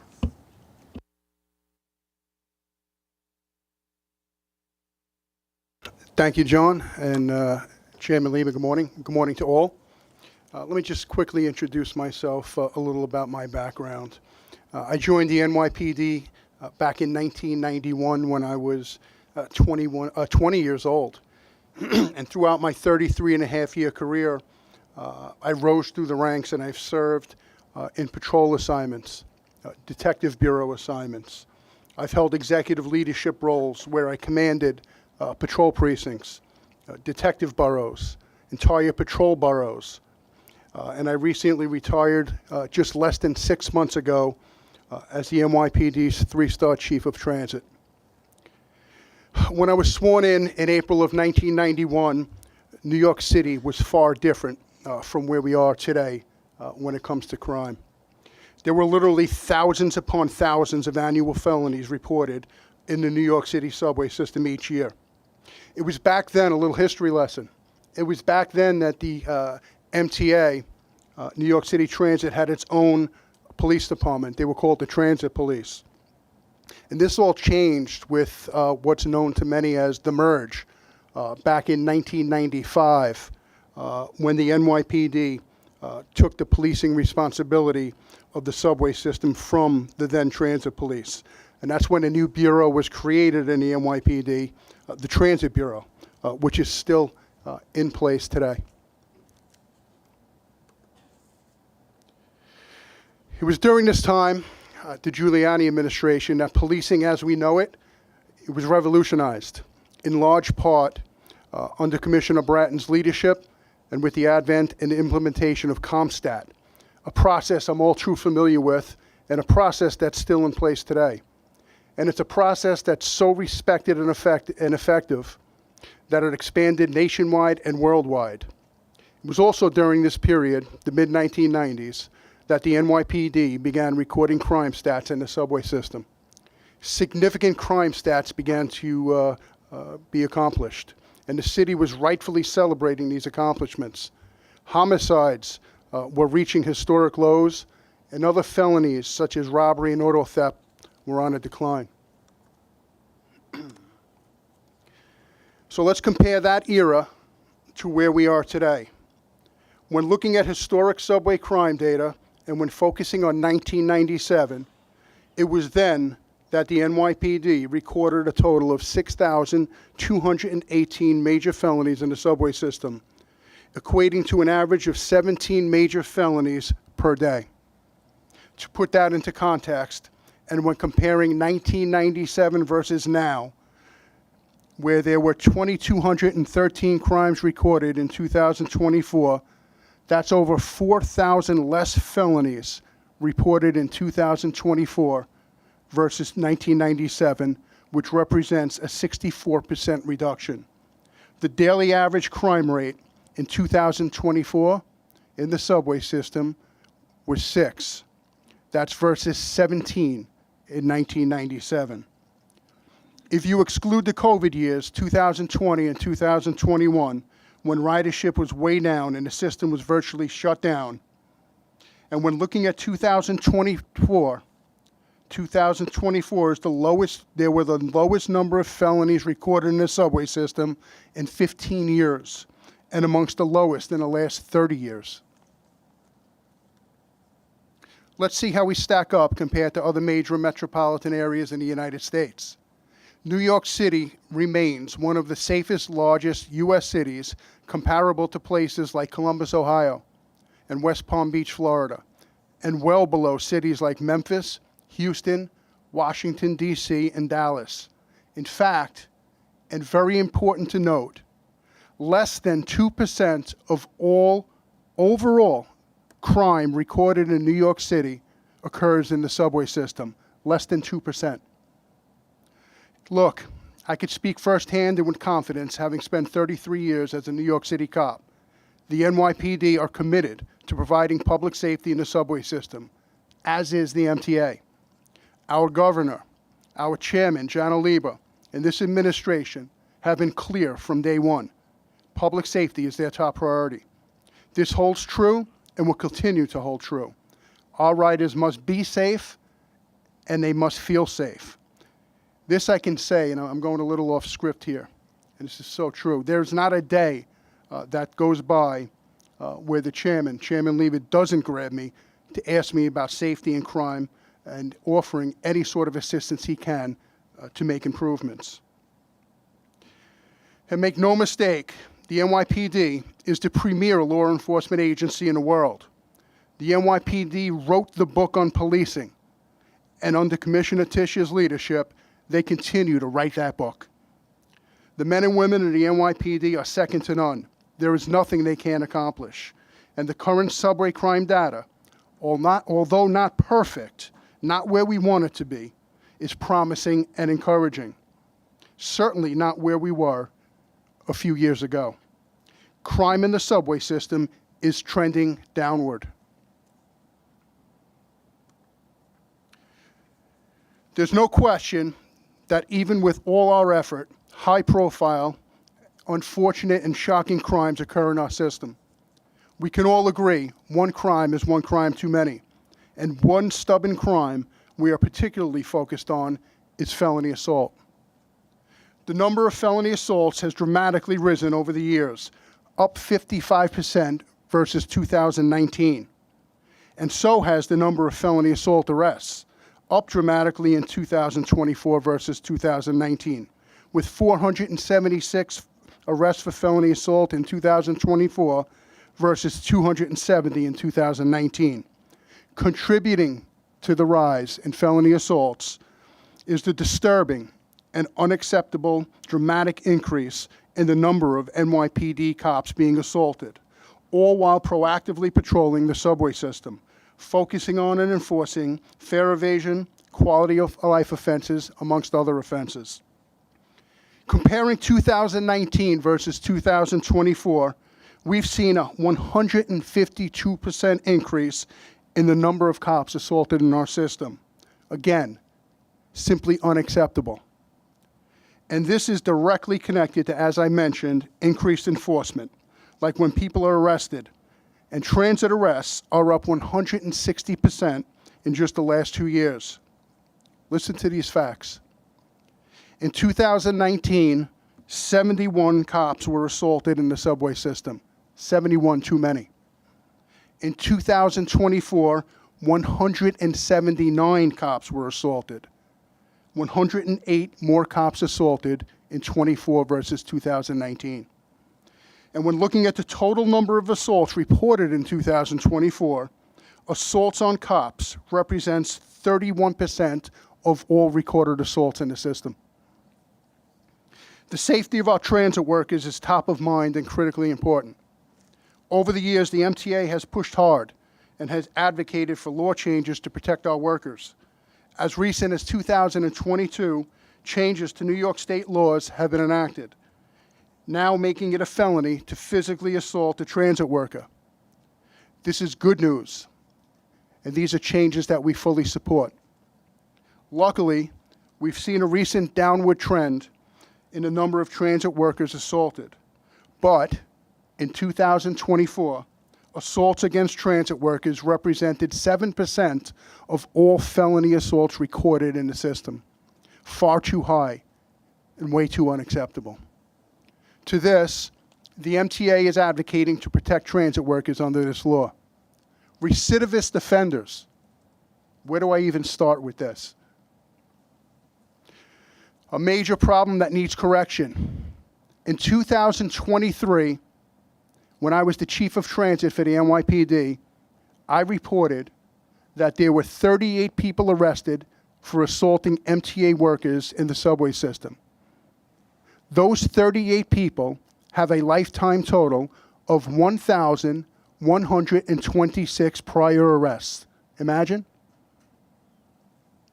Also, in 2023, when I was the chief of transit, I reported that of the over 13,000 arrests made in the system for that year, 124 people were identified as being arrested 5 or more times that same year alone.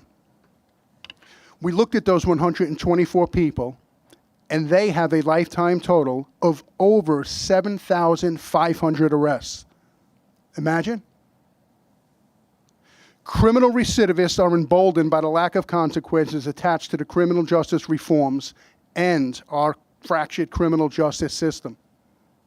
The first step to correcting this is ensuring individuals who assault others and commit crimes against others, including our riders, our employees, and our cops, is to ensure accountability and consequences. For without consequences, where is the deterrence? And where is the deterrence for our crime victims? Where is the justice for our crime victims? I apologize. Who's advocating for our victims?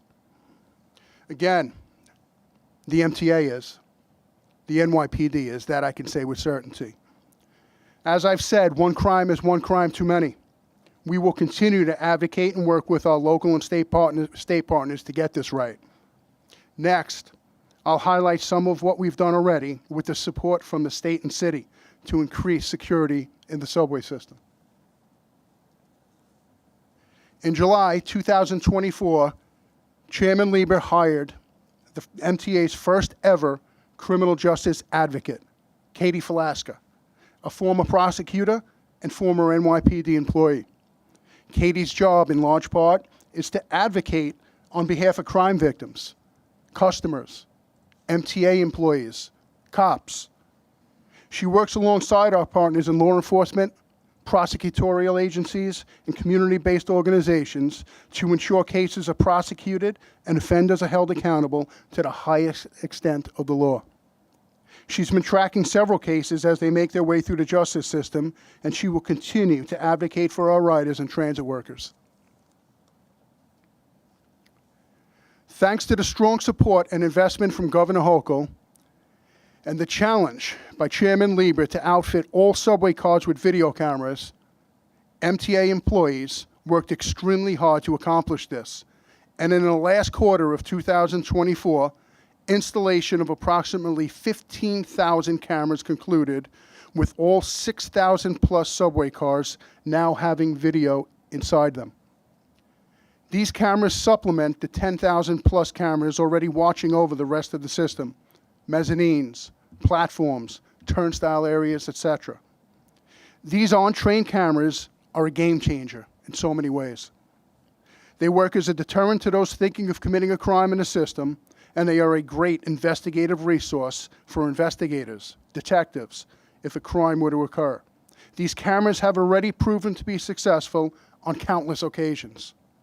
If you commit a crime in a subway system, whether on board a train or not, the odds of it being captured on video is great, and you will be identified, apprehended, and arrested.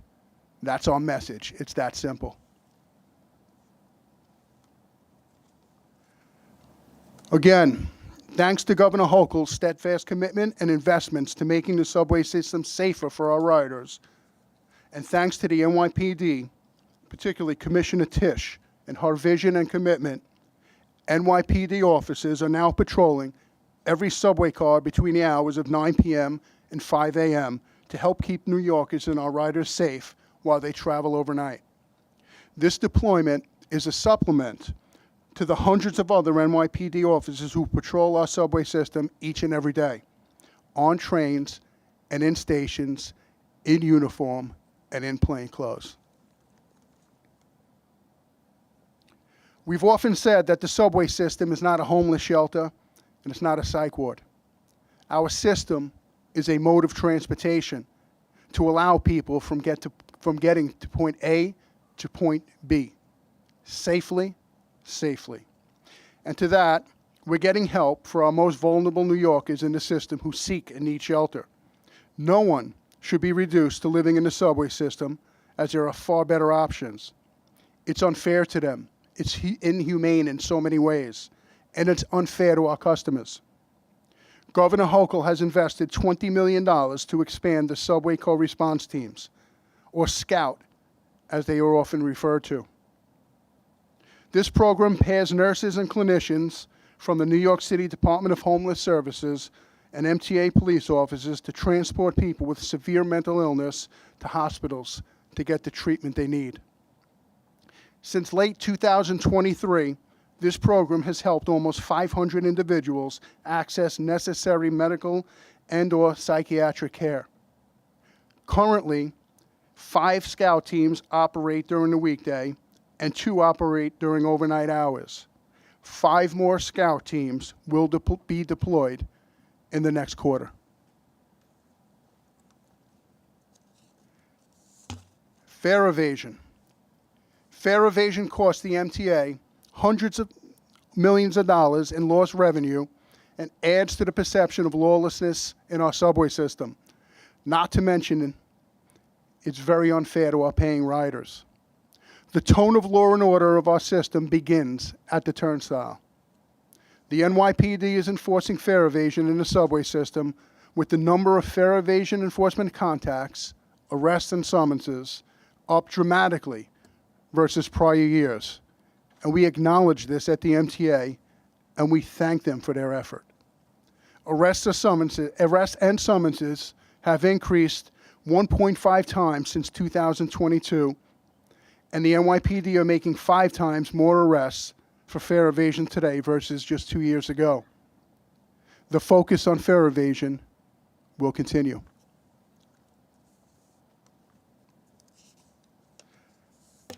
With the efforts I just detailed, and that's just some, amongst many others, the crime data for the beginning of 2025 is promising.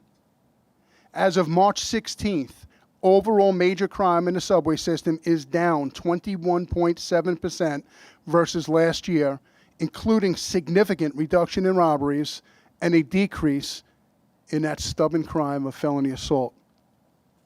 When looking at the first 2 months of 2025, combining January and February, overall major crime is at its lowest number in recorded history, barring COVID year 2021, with a daily average of 4.4 index crimes per day. That's in the nation's largest subway system that serves upward of 4 million riders a day. Like I mentioned before, one crime is one crime too many. That is so true. And we clearly recognize that there's a lot of work to get done to be where we want to be. Our work is far from finished, but the current crime data, accomplished by the NYPD and its Transit Bureau, led by Chief Galata, along with the partnership of the MTA, is encouraging. Again, I want to make this clear. We are committed to providing public safety for our riders and employees, and we will do everything we can to accomplish this. I will now hand it over to New York City Transit President Demetrius Critchlow, who will talk about our efforts to combat fare evasion.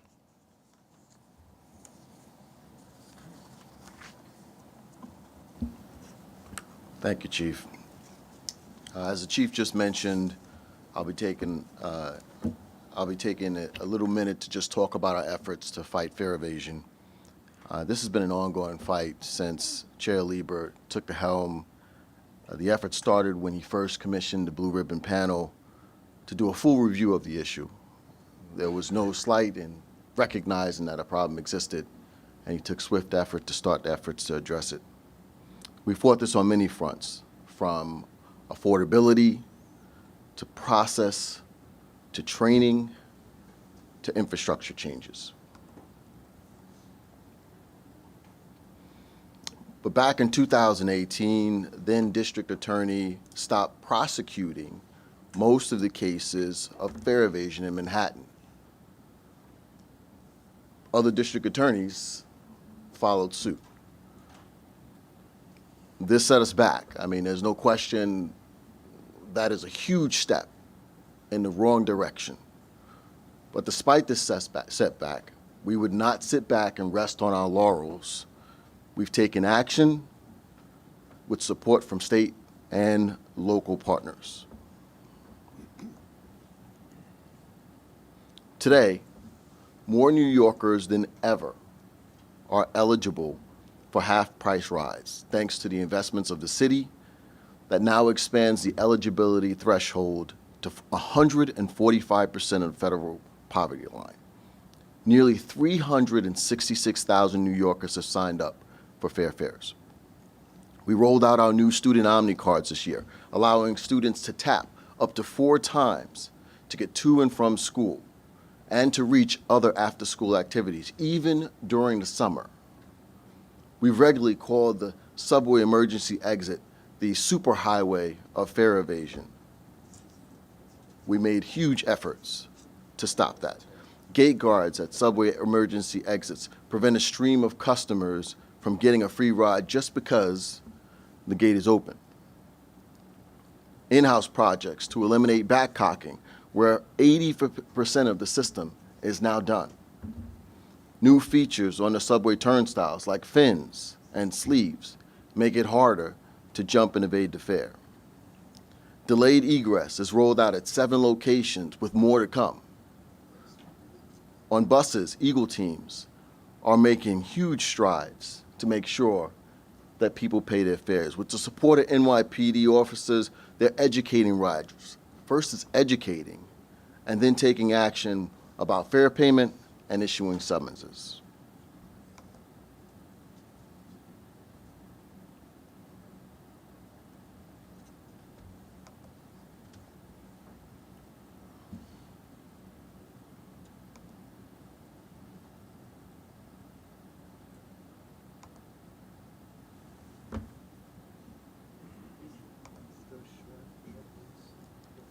There's no question these efforts are working. Subway and bus fare evasion is declining. Both subways and bus fare evasion peaked in the spring of 2024 at 14% for subways and 50% for bus. Now, subway fare evasion is down to 10%, and bus fare evasion is down to 45%.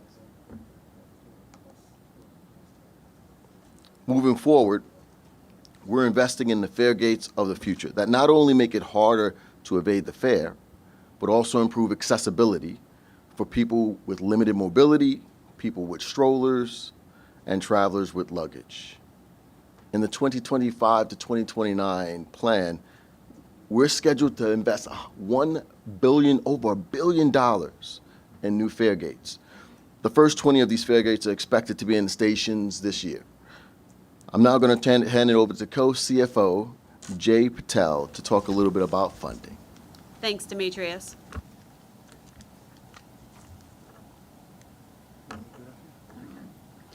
When talking about federal funding for public transportation, it's important to note that while the MTA is moving 43% of the nation's transit ridership, we receive just 17% of all federal funding formula allocation.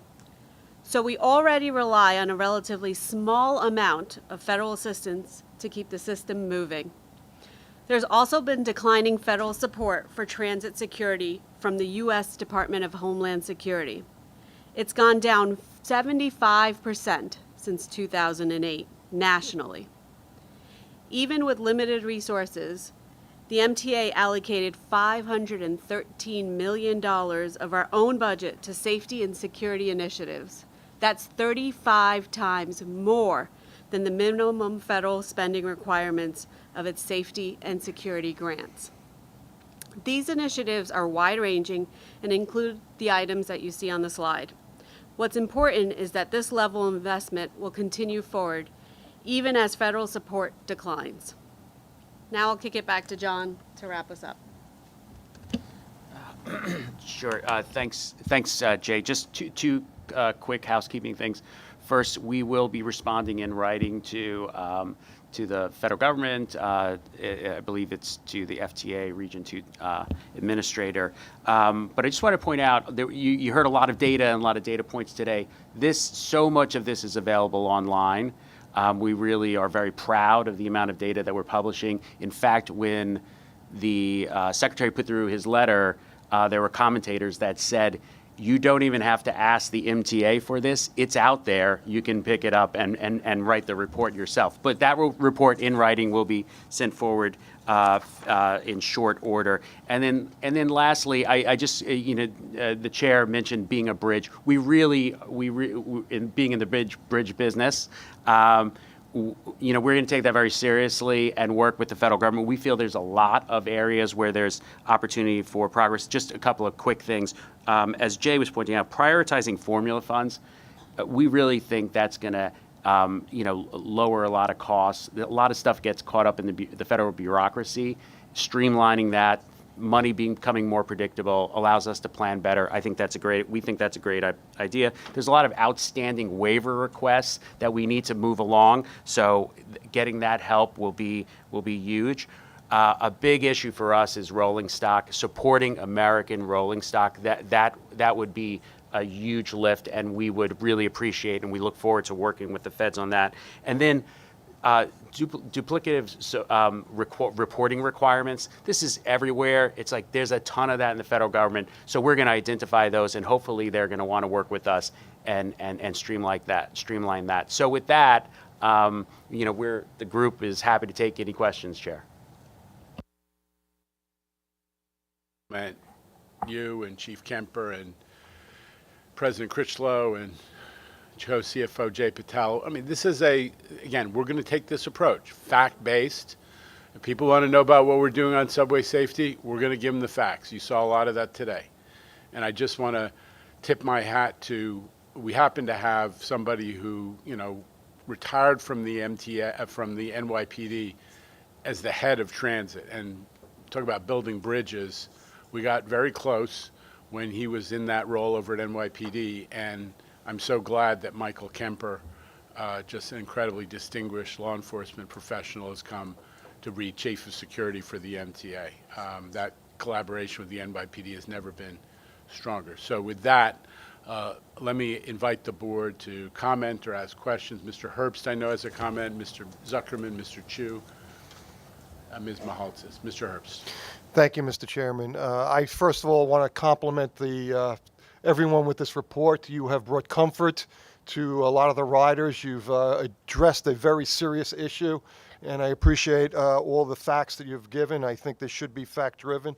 But some of the comments that were made just raised some questions that really bothered me.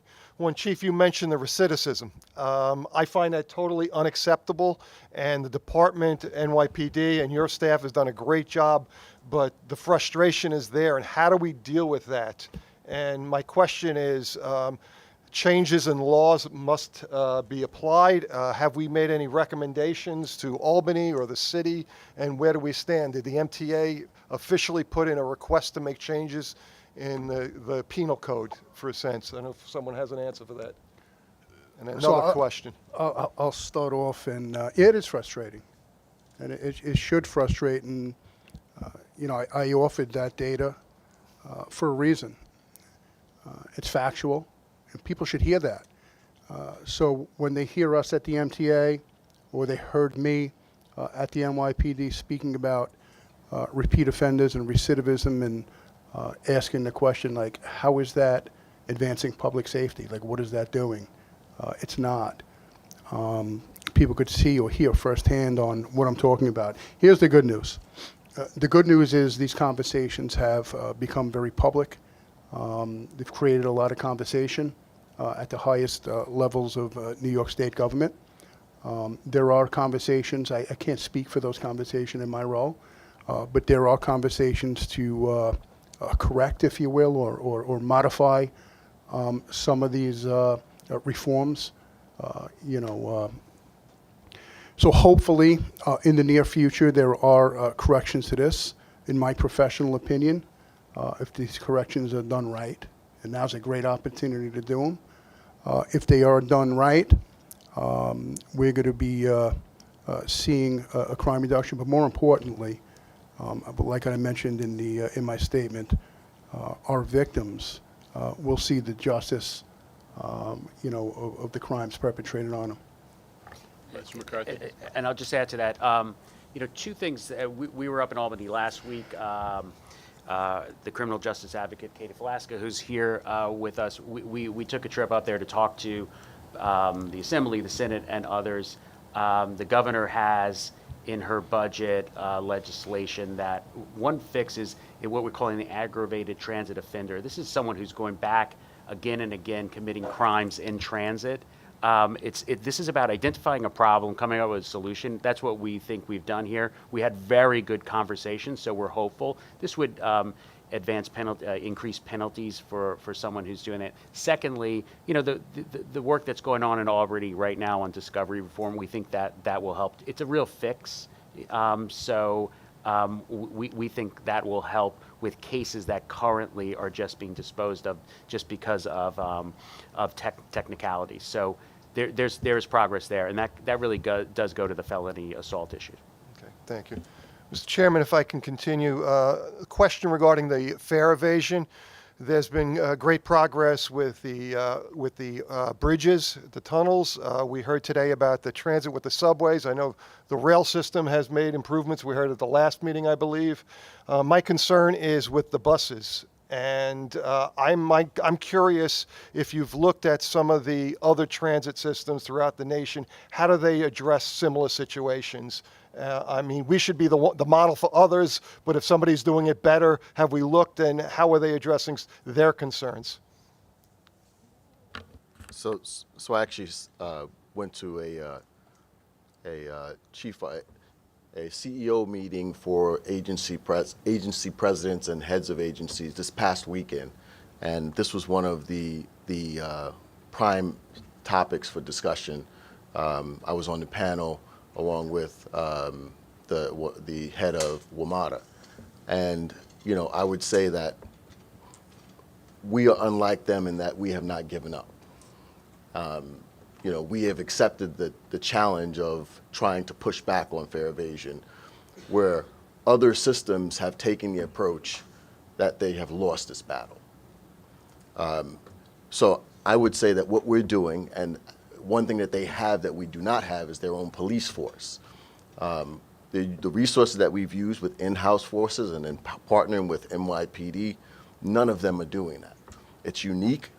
And the fact that we've had the progress that we've had on the bus system, a 9% reduction in fare evasion on buses, is like a huge mark that we've made just within a short period of time. So, and you know, the chairman has been extremely supportive of all these efforts, new ways of how we do the things, deployment of our Eagle teams. I'm really excited about what we can do in the future too, as we start to expand the use of our resources. But let me just be clear. The bus system is the hardest part, right? I mean, we can do physical barriers on the subway system to a degree we have not yet been able to do or conceived anywhere on the bus system. But I went out with Demetrius and his team to a couple locations in the Bronx where they were doing fare evasion enforcement operations where there are plainclothes officers who get on the bus at a certain stop, and then a couple stops down the line, they're met by NYPD and MTA they're Eagle Team professionals, but they're unarmed, and everybody who's fare evade is taken off the bus and given a summons. And the proof so far has been, if you do that on a reasonable cycle, you can actually create much more of a culture of fare compliance. And we're working that. And we're not only doing it in places in the Bronx, and I want to tip of the hat to Mr. Jones, who's been adamant about making sure that this was done in an even-handed way. We're doing it on the 79th Street crosstown that I grew up taking in Manhattan, in a more affluent neighborhood, because there are some people who are taking advantage of the fact that we have some, you know, SBS, including some rear door boarding, and taking advantage of that. So we are engaged in a big effort. Now, the challenge, of course, is how many NYPD officers are available for this particular mission. And in fairness to them, they're throwing a lot of personnel at the subways and have given us personnel for buses, which is the first time in a long time. But it would be great if the federal government, instead of turning down security funding for mass transit, turned it up. And since 2008, they've been turning it down. New York already gets shortchanged, and they've been cutting the whole pot. So it's really a bad situation. That's why we push our Republicans, folks who are in the majority in Congress, to step up. I know they love to point fingers at us, especially for congestion pricing, but their principal duty is to fight for New York and to make sure. And that's why Governor Hochul and the legislative leaders wrote that letter yesterday. Mr. McCarthy, you're trying to get my attention, I see. No, I just also wanted to point out, Chair, in your remarks last week at a Crane's breakfast about the retirement to the Transit Museum of MetroCard, that will unlock the potential for proof of payment, which is going to be so much easier in terms of fighting fare evasion on buses and subways. Be able to get on any bus. No more say, hey, I paid with coin. That the complexity is we now still have coin on bus. When we have all contactless, you just be able to go up to anybody and say, show me your phone. Go up to anybody and say, you know, which credit card did you use? It's all subject to validation with a device. I appreciate that, Mr. Chairman, but the frustration continues. You can issue summons to every possible fare evader. If they're not going to be prosecuted, we're wasting our time. Well, you know, we got a couple of DAs who are actually starting to put on the charge sheet theft of services. Now we're hoping that they will actually move forward. I would like to see it started with the people who break the MetroCard machines, hold the gate open, and in effect shake down our passengers for money. That is a version of fare evasion we call fare evasion enablement. People who are turning it into a scam. Let the police, let the criminal justice system start to prosecute those folks who do fare evasion on the wholesale scale rather than just the retail scale. Okay, Mr. Zuckerman, followed by Ms. Sammy Chu, Ms. Mahaltzis, Blanca Lopez. Okay, thank you, Mr. Chair. I agree with you earlier in your comments that transit should be a bipartisan or even a nonpartisan topic. And Mark, I agree with what the questions you asked are great fact-based ones, and I thank you for that. I'm honored that not just one but two Republicans in a row in Putnam County have put this Democrat on this board. So it shows that open-minded Republicans can work together, and I really do appreciate that. I will say, however, and I'll mostly focus on the Secretary of Transportation, I get worried about two types of information: disinformation and misinformation. I don't know if people know the difference between the two. Disinformation is being wrong on purpose, and misinformation is being wrong not on purpose, by accident. Well, this morning, the Secretary decided to tweet, quote, "The MTA is running a deficit thanks to New York's financial mismanagement." So the first one's disinformation, because as I think Jay said, you know, we have this thing we put out. This is our budget. Here it is. As I read it, 2023, break even. 2024, break even. 2025, break even. 2026, guess what, break even, no deficits. Would you agree with that, Mr. CFO? Thank you, sir. Okay, so that's disinformation. That's not true, and I don't understand why. The misinformation is to focus on the operating budget when we're obviously talking about the capital budget. Right, that's just basic error. I don't think he meant it intentionally. I think he was looking for something to say, but the reality is we're talking about a capital problem here. I have said many times, and I really appreciate the chair talking about our $1.5 trillion asset. You've heard me say before, we should be spending 1%. That's roughly what you fix your house. You got a $500,000 house, you spend $5,000 a year. We got $1.5 trillion asset, we should be spending $15 billion a year. We've never gotten close to 15. We're finally, with this capital plan, getting in spitting distance of that. And yet, as Jay properly identified, the mismatch between what riders in New York bring and what we get from the federal government is out of whack. We send $44 billion from the state to Washington, and we don't get it back. And as I said on Monday, and I mean this sincerely, I'm not being funny, like I invite the Secretary of Transportation to come to our Finance Committee meeting at noon on April 28th. We can talk about the difference between operating and capital. We can talk about what we need to fund this plan. But the reality is this system runs New York, and New York runs the country. We are 10%, as the chair said, of GDP of the country. We're the 8th largest GDP of a city in the world. If we were a country, we'd be the 8th largest country. We are essential to the nation, and I'd say arguably to the world. And to not fund us properly and to fight about things like false deficits is just missing the point. This is a well-run organization, and I give the chair and his incredible staff over the last several years high marks for their efficiency. I do that as a My day job is to do that for companies in trouble, so I think I speak professionally saying I've observed major changes over the decade I've been here. And if the secretary wants to have a fact-based conversation, I'm ready. I assume my two co-CFOs are ready for that conversation. We welcome him, and as I said, we'll give him not just 2 minutes, maybe even 4 minutes to speak. So thank you so much, sir. Yeah, I appreciate that, because we're playing a game of whack-a-mole when it comes to the misinformation. And again, I don't know if it's intentional or not, but the other day there was shock by the secretary that you get charged $9 to come into Manhattan with congestion pricing and $9 to exit. Yeah, obviously not true. Claiming that crime is up 56% when it's down. I don't know, again, if that's intentional or not. And then, questioning why we never did an analysis of how much you need to charge for congestion pricing to work. We did 4,000 pages, and it wasn't like page 3,000. This was like a page 1 thing. This is like why God made executive summaries. So the data is available, so. All right, back to the board members. Mr. Chu. I'm going to echo some of Neil's points, but maybe in a more articulate manner. I'm just kidding. Neil, you're very articulate. We all admire you.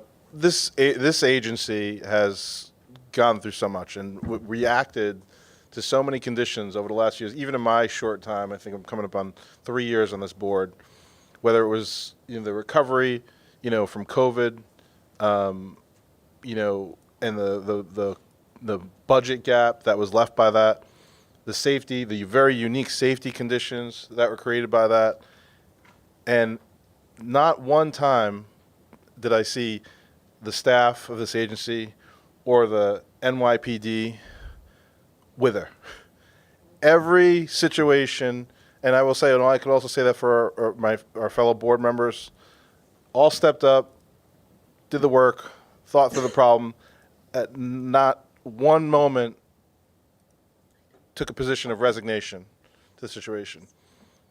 And Neil, you mentioned it. We, at a time where it could have been easy to say that, hey, we have this COVID funding, we're not going to worry about it.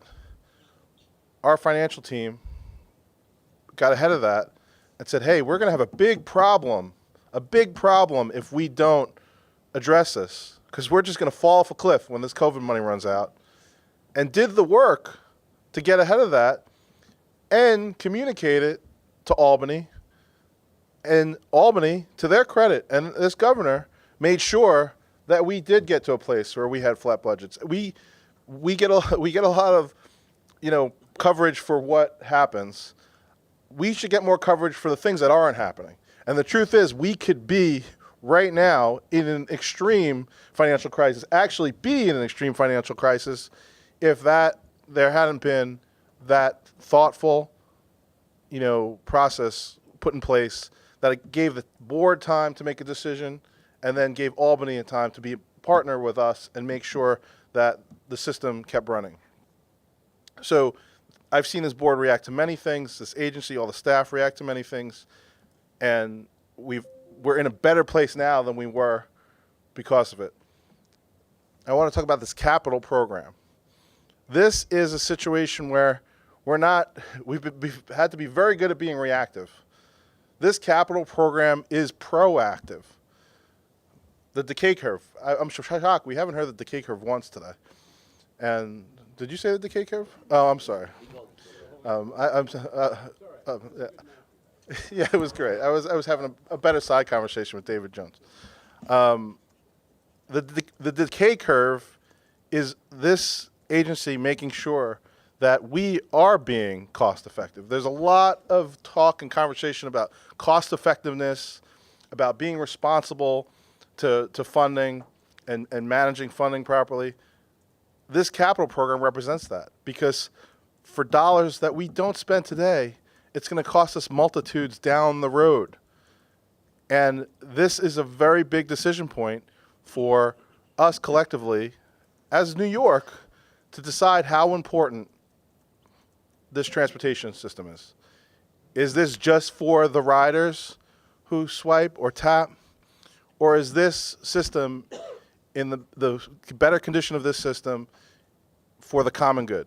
And they've made that decision before. They helped us when we had our budget fallout from COVID. And I'm hopeful and confident they'll make that decision again. Now, in terms of our interaction with Washington and misinformation and, potential partnerships, while we're still getting knocked from outside New York about congestion pricing, people who were telling me I was, we can't have profanity. We have had that made clear, but I could very well use profanity. What people were saying about us when congestion pricing was in the planning phases and before implementation.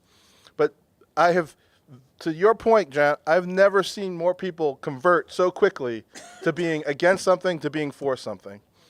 And while we're getting criticism from the federal government on it, cities around the country are seeing what we're doing, and there will be more congestion pricing programs in the United States of America because New York did it first. And we will help them do it. And we will continue to innovate best practice, just like we're doing on many things, including safety. So I think it's a time for the federal government to recognize that this agency is equipped and has the moxie to do hard things, not just reactively, but proactively, and innovate. Because what New York has always been is the social laboratory for not just the country, but the world. And I think it's never been a better time to invest. So I'll join the tempered conversation and say, and join the chorus of extending the invitation to the federal government to come work with us and help us continue to lead on all of these things. Amen. Ms. Mahaltis. So getting back, Chief, to what you were talking about, can you just explain further about the number of assaults? Was it on police officers and transit workers? Yeah, so what we did was, you look at the crime. Assault is up. We recognize that. For anyone thinking, as someone that deployed based on data, yeah, felony assault is up. Robberies are down, though. Grand larcenies are down. Other crimes are down, but felony assaults are up. So when you look at the felony assault increase, and it is up dramatically versus years ago. I think it's up 55% this year in 2024 versus 2019. But the point was, when you took a look at the total number of felony assaults in the system in 2024, 31% of them were on cops, and just about 7% were on MTA employees. That's not making an excuse. That's just peeling back and looking at what's driving this increase in felony assaults. And clearly, 108 more felony assaults on cops from one year to another is a driving factor or a contributing factor. But the point that I was trying to make, which I think is important, is it's directly correlated to the fact we have 100% more fare evasion enforcement. Because when you look at these and you watch these crimes day by day, and we look at it every day, most frequent felony assault in the system is stop for fare evasion, hit the cop. Right. Assault on MOS is the way it's, member of the service is the way it's classified. So that particular scenario has fueled the growth. And the other thing that's fueled the growth is that we have succeeded, something we did, in pushing for Albany to reclassify any attack on a transit worker as a felony. Now, these are things that we've done the right thing, and we want those attacks to be felonies. We just need everyone to understand this is part of where the numbers are coming from. Right. No, that was my point. Was it that someone was a police officer trying to stop someone? The overwhelm, I don't have the Or a exact homeless number, but person or I could something say like with confidence, the supermajority, if not all, that's how confident I am in saying this, of cops assaulted are as a result of them taking enforcement action. Okay, great. All right, thank you. Ms. Valdivia, then Ms. Lopez, then Vinny Test. No, Vinny won. I thought Vinny. Vinny was first. Vinny first? I'm sorry. I think I'm so sorry. Vinny Vinny. and Vinny first. So, listen, and I'll be really brief. As somebody who has been very vocal about the assaults on our employees, it's comforting to hear throughout your entire presentation, Chief, the employees listed as a priority. The improvements that have been made has been extraordinary to protect our workforce. So first and foremost, that's an important component. And I'll just say this: we all need to continue to remember that, nowhere in any MTA employee's job description is there any expectation of having to be able to defend yourself or do anything of a law enforcement type action while we collect fares and while we provide information. So I just, as my minutes are numbered on this board, I hope everybody continues to remember the annoyance that I might have given you throughout my career as far as defending our employees and these frontline assaults that we get throughout the system. So if we can continue that path of prioritizing that, and appreciation for what you've done so far. And I appreciate that, and it is top of mind. And I'm going to be very honest with you, and I'm being very real. Before I was even hired at the MTA, when I was still in the NYPD, the guy sitting up in the front, the chairman, he was relentless with me, and still is when it comes to transit employee assaults. He hired an advocate, a criminal justice advocate, in July, in large part to ensure strong prosecution, to support law enforcement, make sure they know what's needed, offer advice, and cultivating relationships with prosecutors throughout the city. And transit worker assaults is one of those crimes. Every single transit worker assault is separated and prioritized and followed up by Katie, and that's from the strong direction and leadership of the chairman, and that's just the facts. And we're not going to let Mr. Tessitore pass his last meeting at the end without a little bit of celebration. So, but that's a moment away. Ms. Lopez, then Ms. Valdivia. I know I'm getting order imperfectly, but please go ahead. Thank you. Just a quick question. I appreciate the presentation. Mr. Chair, will we have an opportunity to hear the criminal justice advocate present at some point this year? Yes, Sure. I understand. She's right behind you. Just to hear about her role and any data she could share. It's a great point. We'll take advantage of having had this discussion to include her at a board meeting to come in the next couple of months. Thank you. Ms. Valdivia. Thank you, Chair. Thank you to all those who've worked on this presentation today. Given the timeliness of the issue, I'm sure that took many, many hours, but at the same day, I know you're all living it every day. So listening to this presentation, I feel like I'm in bizarro world, right? So I hear the statistics, and then I hear the language by which our system is described by partners and institutions that the MTA has worked with for decades and has been instrumental to some of the success here for the MTA and the New York City transit system and transit in the nation. So I guess my only note, kind of piggyback off of what Vinny said, is, employees are listening today. Employees read the newspapers, our staff, our workforce, the people who, really, run New York every day are seeing this language being used around our system. And so to all the employees listening, I think we're with you. We're with you. We believe that we run a good system. It is hard, limited resources. We have to serve millions of people a day. I think, Sammy, you noted that, any societal problem that we have across our nation, in a way we see it in our system. We are the public plaza. So, I know public service is never for the faint of heart. I just want to, double down on our commitment to our staff. And from a morale perspective, I think you hear just so many board members are with the staff, believe that the work that you're doing every day is meaningful despite, what some new people in the space say. And so I just want to kind of double down on that and ensure that our staff are feeling supported, protected, and feeling like they are given what they need to do their work. So thank you very much. Thank you. If I may, I looked up, I saw Demetrius, and I apologize, and I didn't leave you out purposefully. The president of New York City Transit, relentless when it comes to employee safety and security, and he's another one that, we're following up, and I'm mandated, and he demands updates on every transit worker assault and the status of those cases. So I didn't want to leave out Demetrius. Okay. Mayor Joshi.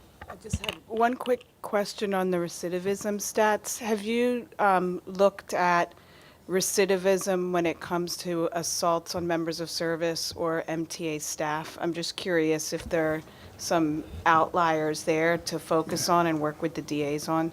Yeah, so as far as, I think I offered the data, and I have it and I know it because I was there in 2013, year end, 38 individuals arrested for assaulting a transit worker in the subway system for the year. Those 38 people have over 1,100 arrests between them lifetime. As far as the recidivism on cops, I don't have the data like that. I'm sure the NYPD either has it or can get it. And it wouldn't shock me if it was far off. 30 arrests a person. It's hard to get there. Anybody else want to be heard? Mr. Albert? Again, great presentation by everybody. As you all know, I'm sure I ride the subways and buses very frequently, and I'm sorry to say that I cannot take a ride without seeing somebody beat the fare. Whether it's through somebody exiting through the slam gate or just leaping over the turnstiles, backhocking, just any number of ways. And on occasion, I say something to people. I saw a young lady beat the fare, and I said, you know, if everybody did that, you'd see massive service cuts. I don't think you want to see that. And we had a nice discussion. She actually went out and slid her Metro card in. I showed her some great transit apps, and we had a great talk. So Out of that 290. I know that. Thank you. But the number that we hear thrown around all the time is in the area of $700 million loss on fare evasion. That's a lot of service we could be providing. And our level of service is what makes our system so great. The additional service that we got this summer, big difference. People are still talking about it. They tell me, wow, the trains are coming much more frequently. We don't want to lose this, and anything we can do to make this better and make, as you recalled, our paying passengers not feel like idiots is something that we need to do. So thanks to everybody who's helping to make this happen. Thank you. Other folks? Okay. So let's call this portion of the meeting to an end and turn to our more routine business. But first, I do want to comment on one milestone that is here upon us. Someone give us a. There we go.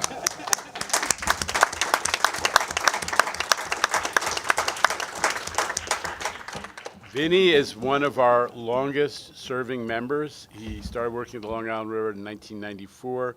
He was appointed to this board 18 years ago in 2007. And in addition to longevity, I just want to acknowledge that, you know, long before I was the chair, I figured out that if you wanted honest feedback on how we were doing on a range of issues, but especially on how employees, the experience of the employees and the way we were looking after our employees, training them, you went to Vinny because you got the straight dope. He doesn't have an agenda. He is, he's a wise person to consult on almost any topic. He's obviously fights hard for his members, and that's what he was appointed to the board to do, but just generally brings a quiet wisdom to our proceedings and to the whole board. And I just don't want to let the fact that Vinny's retiring, so we congratulate you. Enjoy whatever is next. You've got a great, I know, would you like to, I'll ask you to introduce your successor who's among us today. But I just want to say to you, we are so grateful for everything you've done, both substantive and the spirit that you brought to the board work. We're going to miss you, but you set a standard that we will all try to live up to. Thank you, Vinny. Yeah. Thank you so much. Yeah. Thank you. Wow. Not going to make it easy for you. Thank you. Thank you. Okay, sit down. I tend to be a crier, so don't stand up. First, I'd like to introduce Christopher Leathers. General Chairman Anthony Simon has nominated him to the governor's office. Christopher Leathers is obviously a smart member, and he is a track supervisor, one of our local chairmen. He brings some transit history. He's well-rounded in our in the crafts in the agency. He's an engineering supervisor, and I know that he will be a great addition to the board. So good luck to Chris. Thank you so much. And thank you, Jano, for the kind words. Thank you to Rob for your leadership and your friendship, which came first over the years, right? Appreciate it, and all the kind words on Monday from my colleagues in committee. It's been an absolute privilege to be on this board representing labor. My proudest thing is to say that I came from the rank and file, doing an entry-level position and grew my way in, and I'm always proud to stand with my workers and my membership and all the labor people on the railroad. Thank you so much. Thank you, thank you, thank you. Okay. From the high points to the more mundane, we'll now go to the routine business of the board. So, Paige is right on me. Is there a quorum, Ms. Graves? Yes, there is. And I note that Mr. Mack has been joining us remotely. Thank you for being present. Let's hear from the railroads. Mr. Herbst. Thank you, Mr. Chairman. The Metro North and the Long Island Railroad Committee met jointly on Monday and has no items for board approval. Thank you for that brief presentation. Ms. Mahaltzis, the New York City Transit Committee. The New York City Transit Committee met Monday and reports the following, Mr. Chairman. There were 2 items for a total of $11.5 million. The committee discussed these items. However, a quorum of members was not present. Today, the committee presents these items for board approval. Okay, thank you. I will make the motion to approve those items. Is there a second? Mr. Chu, thank you. All in favor? Any opposition or abstention? The items are approved. Thank you. This concludes the New York City Transit Committee report. Ms. Joshi, the Capital Committee, Program Committee. Good morning, Chair. The Capital Program Committee met Monday and reports the following. Construction and Development has 5 actions, including 2 competitive procurements and 3 ratifications for a total amount of $251.8 million. The committee discussed these items. However, a quorum of members was not present. The committee presents these items for a board vote today. There was extensive discussion at the board about the items. I will note, and I think everybody got comfortable with it, but with that, I'll make a motion to approve. May I have a second? Dr. Rizzo, thank you. All in favor? Any opposition or abstention? Anything? Okay, the items are approved. Anything else, Ms. Joshi, for Capital? No, that concludes the Capital Program report. Ms. Mahaltzis for Bridges and Tunnels. Thank you, Mr. Chair. On Monday, I chaired the Bridges and Tunnels Committee, and there were no items for board action. Thank you. Finance Committee, Mr. Zuckerman. Thank you, sir. Continuing the trend, we have 1 action which seeks board approval of the all-agency annual procurement report. The committee discussed this item. However, a quorum of members was not present. The committee presents this item for a vote today. Let us take the message from the goings-on that we all need to attend our committee meetings. Motion to approve the item. Is there a second? Dr. Rizzo, thank you. All in favor? Any opposition or abstention? The item is approved. There is 1 administrative real estate item, the all-agency real property and personal property disposition guidelines, as well as 2 transactional real estate items for New York City Transit and Metro North. As I said before, we did not have a quorum of members present, so I seek approval of these items today. Okay, again, I'll make the motion to approve. Is there a second? Thank you, Mr. Herbst. All in favor? Any opposition or abstention? The real estate item is approved. This concludes the Finance Committee meeting until April 28th, when Secretary Duffy will be joining us, apparently. Okay. Minutes. The minutes of the February meeting were distributed, and is there an item of correction, Mr. Albert? Yes, there are 3 corrections. It's on the list of public speakers. Alita Dupree's name has 2 E's at the end of it, not 1. Jack Nierenberg has an E after the I, which is missing, and there's an extra E at Kalia Hazlett's name, which does not have an E at the end of it. So with those three corrections, With those corrections, are there any opposition to the approval of the minutes? Seeing none, the minutes are approved. May I have a motion to adjourn this meeting? Thank you, Dr. Rizzo. Second, Ms. Mahaltzis. We are in adjournment. Thank you, everybody.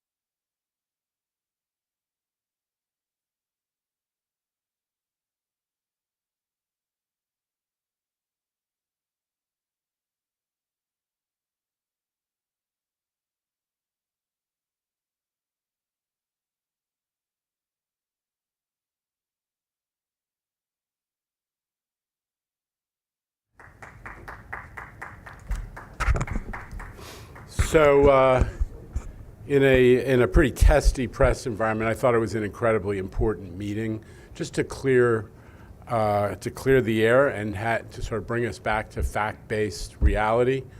New York City is among the very safest cities in the country.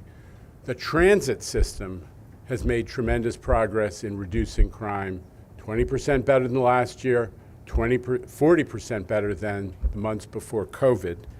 And, comparatively, the transit system, this wasn't mentioned, the transit system using National Transit Database is among the safer systems in the United States. You are 30 times more likely to be the victim of a crime riding transit in Miami, and 10 times more likely to be the victim of a crime riding transit in San Diego, and the same stats for Dallas and Minneapolis and so on, than you are in New York. So, we have worked really hard with the NYPD, who is our law enforcement agency exclusively in mass transit, to drive down crime. We're having success, and I'm just mystified by why the Secretary of Transportation, who was himself a DA at one point, would be attacking the NYPD, who are doing everything in their power.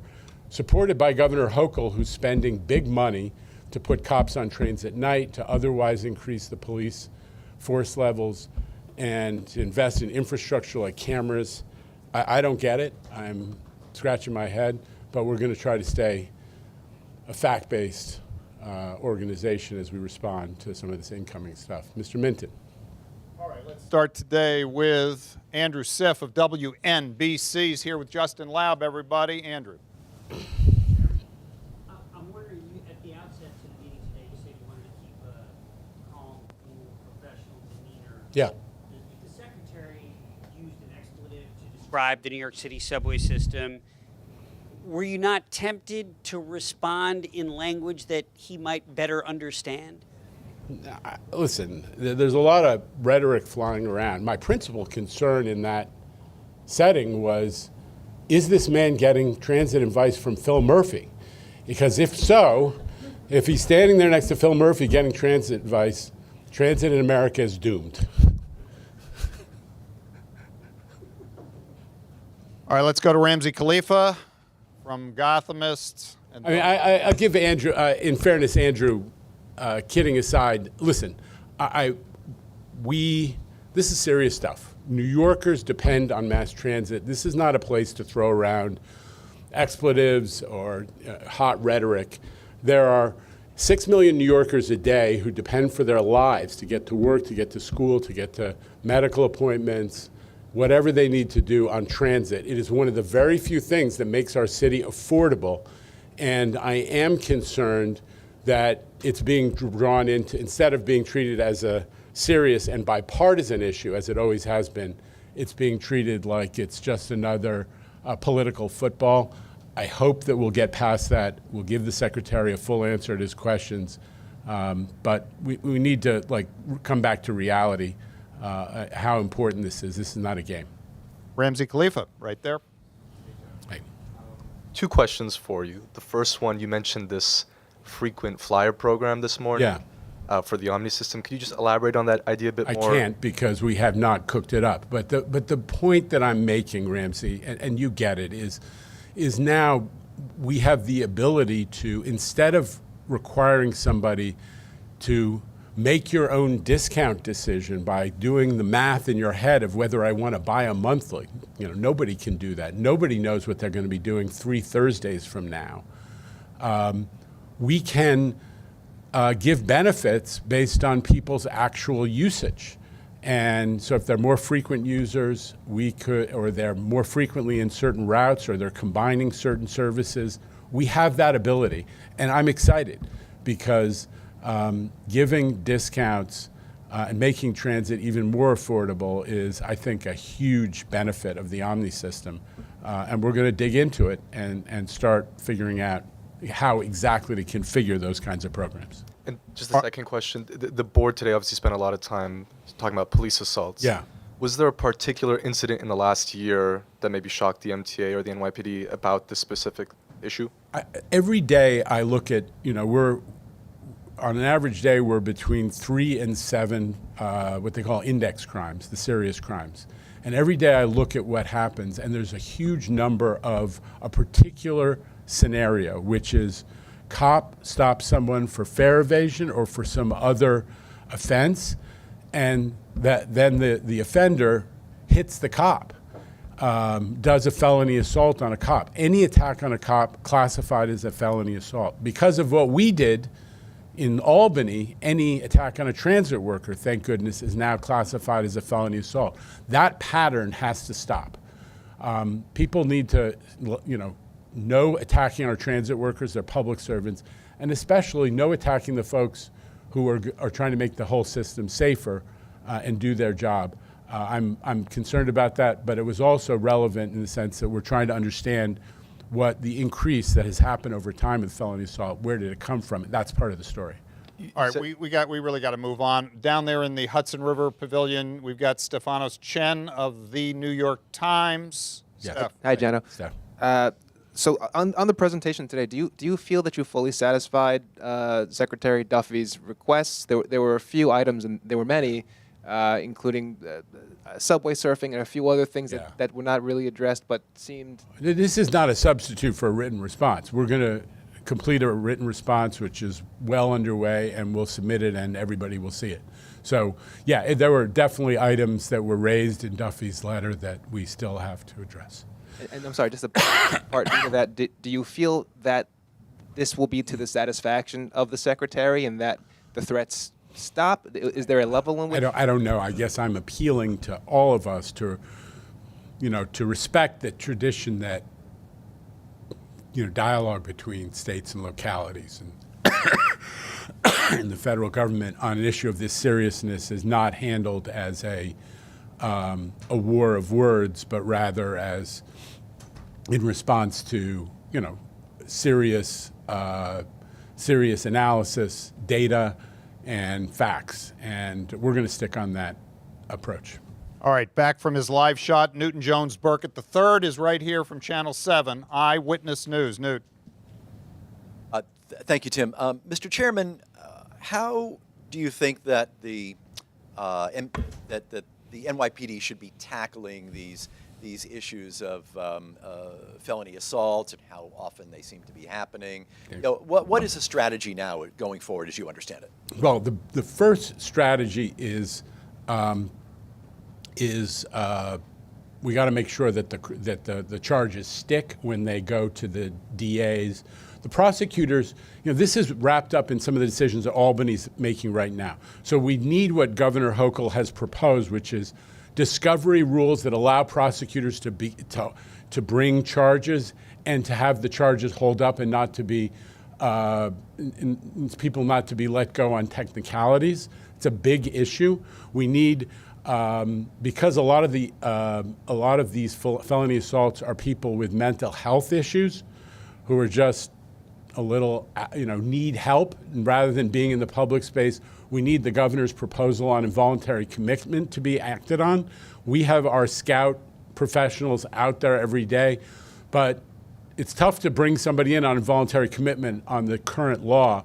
It should be a more clear standard, and that's what she's doing. And the third thing, Newt, which is important, is we have proposed, and the governor's proposed, that if you're a recidivist offender in transit, which is a sensitive space that needs to be protected, that you should be subject to additional, more serious consequences. Not for nothing, a lot of these recidivist offenders, not all of them, but a lot, are committing sex crimes. They're people who are attracted to the public space because there are a lot of folks there and they keep getting charged with forcible touching or public lewdness. I want those people to be treated with great seriousness and when they come up again and again for that kind of charge.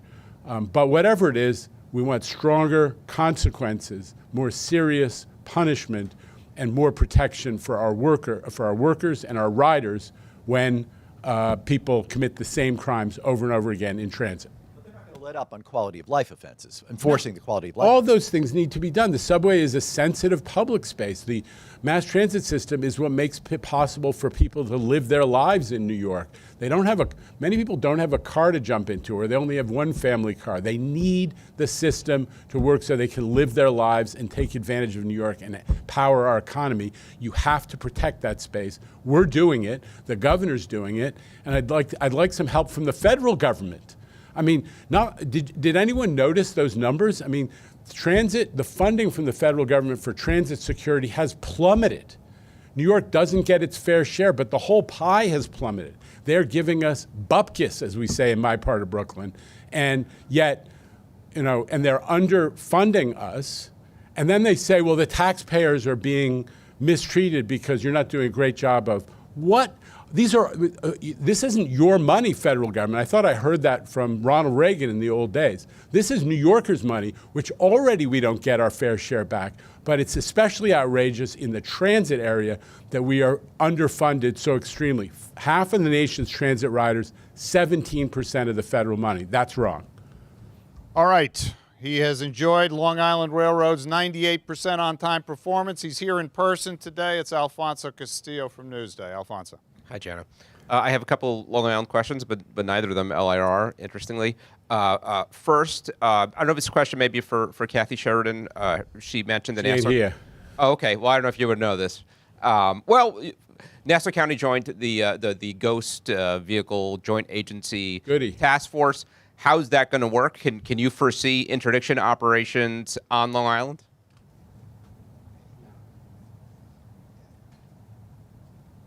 Allison DiSereno, everybody, from Bridges Chief and Operating Tunnels. Officer of Bridges and Tunnels.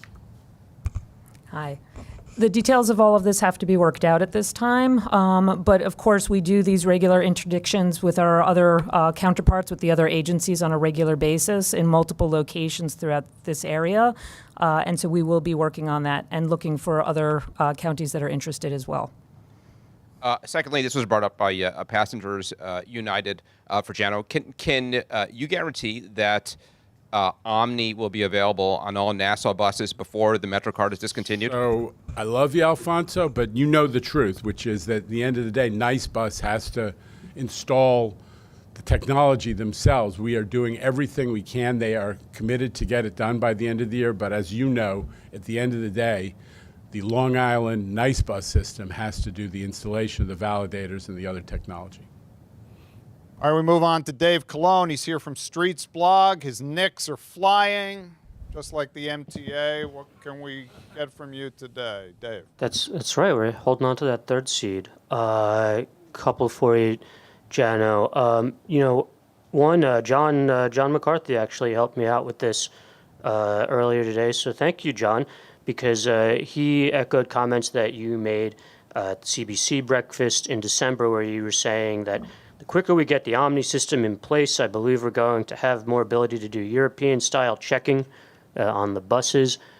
MetroCard getting phased out at the end of the year, it's going to be, rolling on to the payment system field that we send all of those to.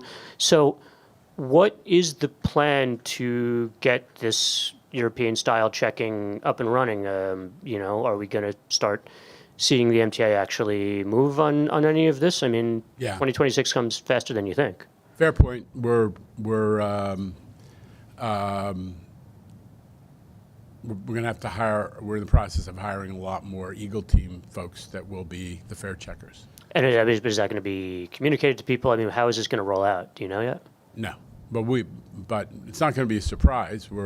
Once we have Omni for the first time, we can say to somebody, hey, you got to show me how you paid, whether you paid by Omni card, whether you paid by credit card, whether you paid with Apple Pay or Google Pay. It could all be checked with a validation device, and that's what we're going to start doing.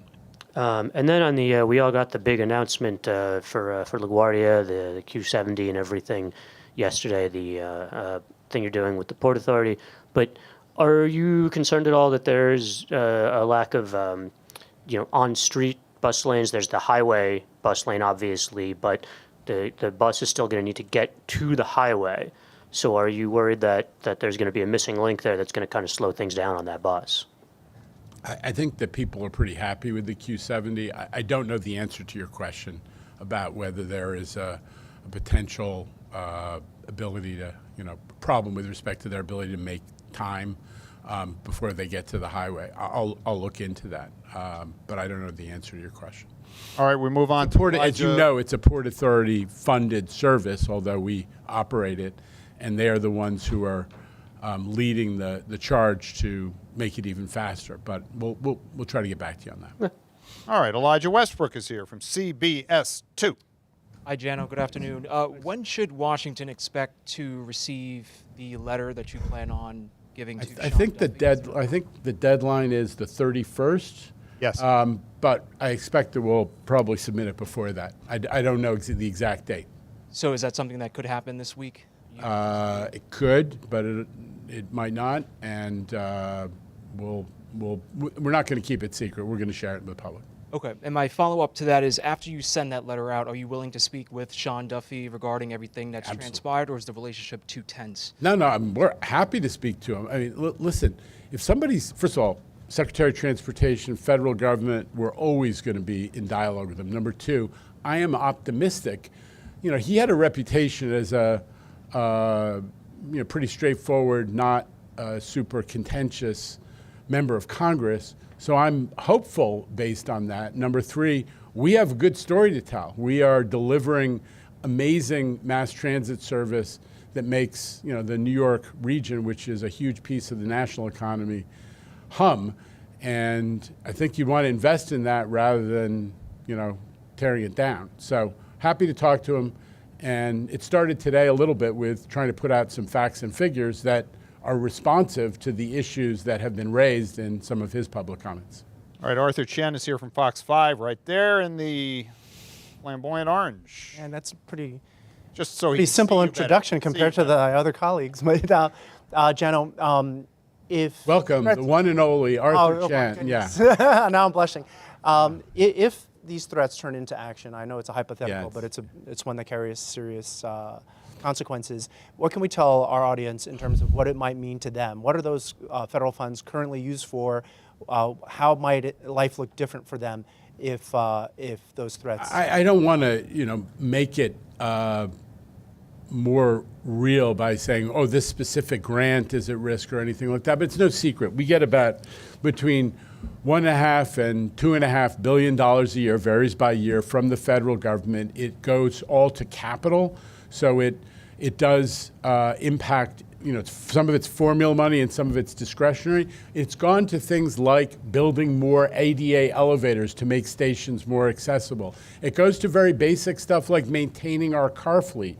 It goes to repairing the power substations that I always talk about that are breaking down and causing delays for riders. So if you pull money away, it has consequences for riders because we can't fix as much stuff or make it better in the way we would. So some person or some neighborhood might not get an ADA elevator as fast as they want. Some riders might be stuck in a tunnel because the power substation broke down.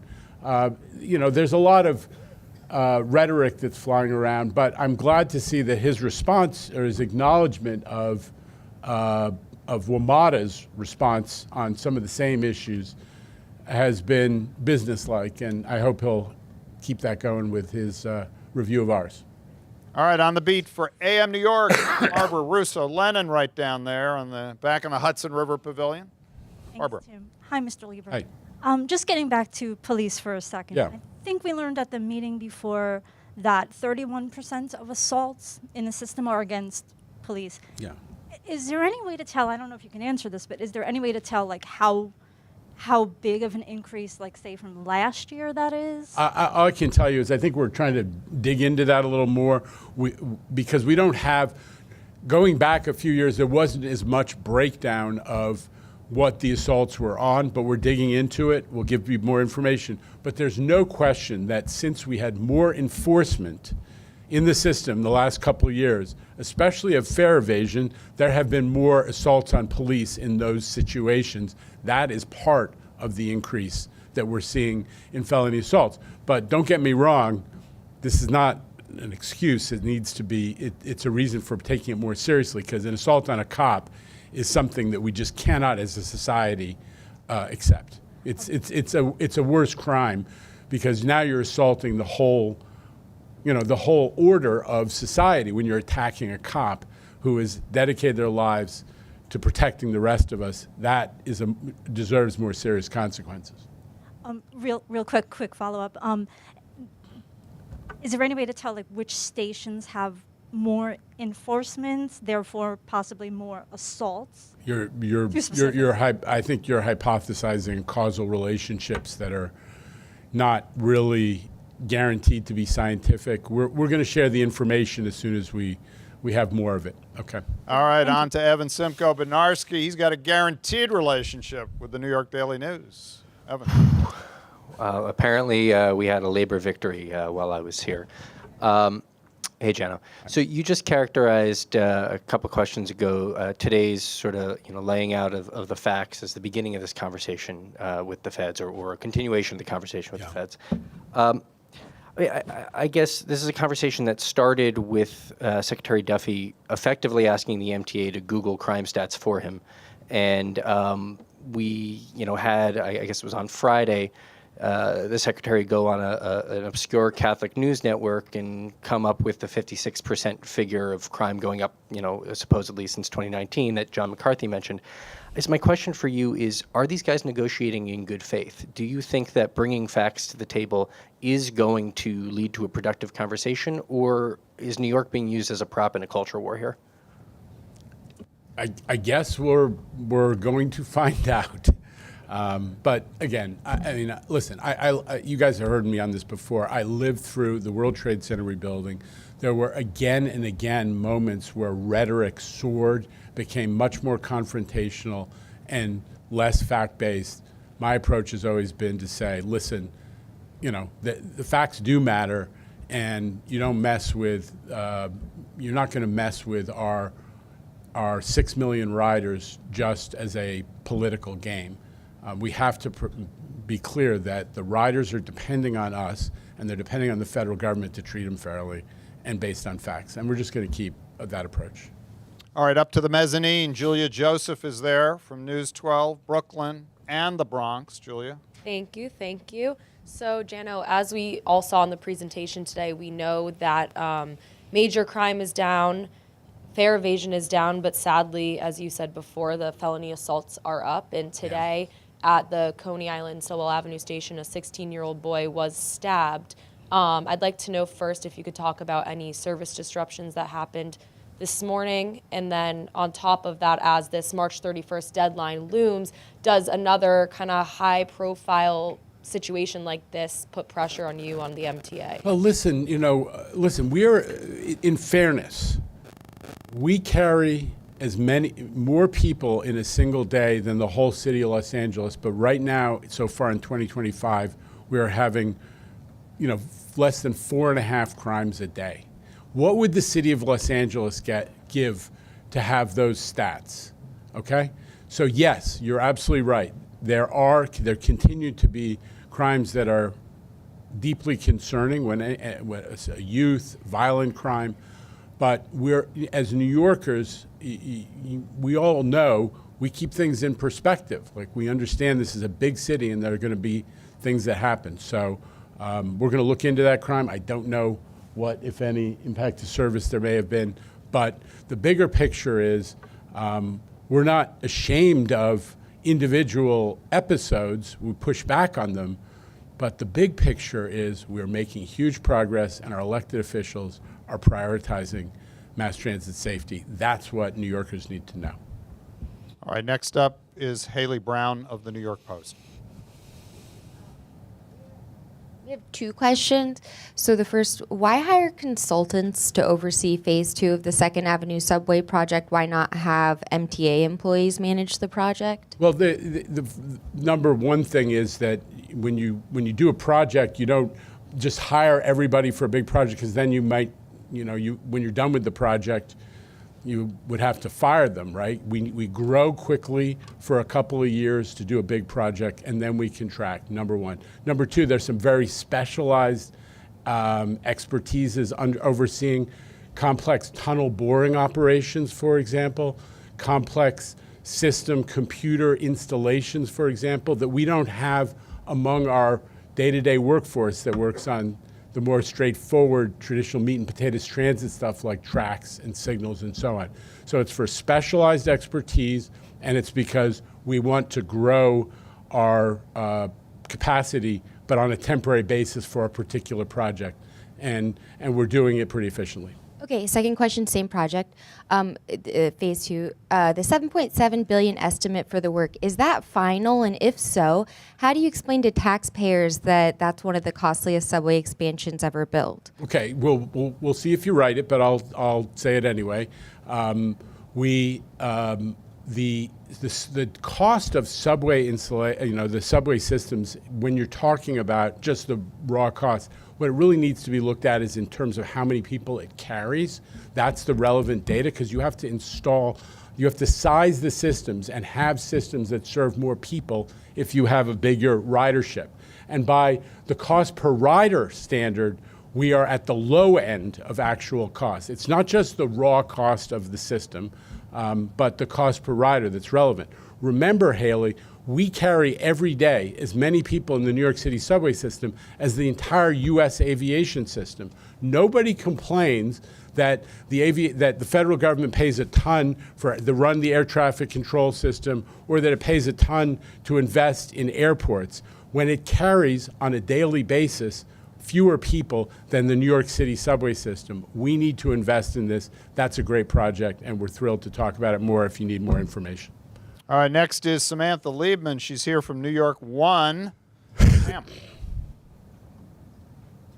Jano, so what do you think accounts for the other about 62% of assaults? Do you think that this is really more of a mental health issue than a policing and crime issue? I don't know, but I think there are a couple of inputs, and we've talked about many of them today.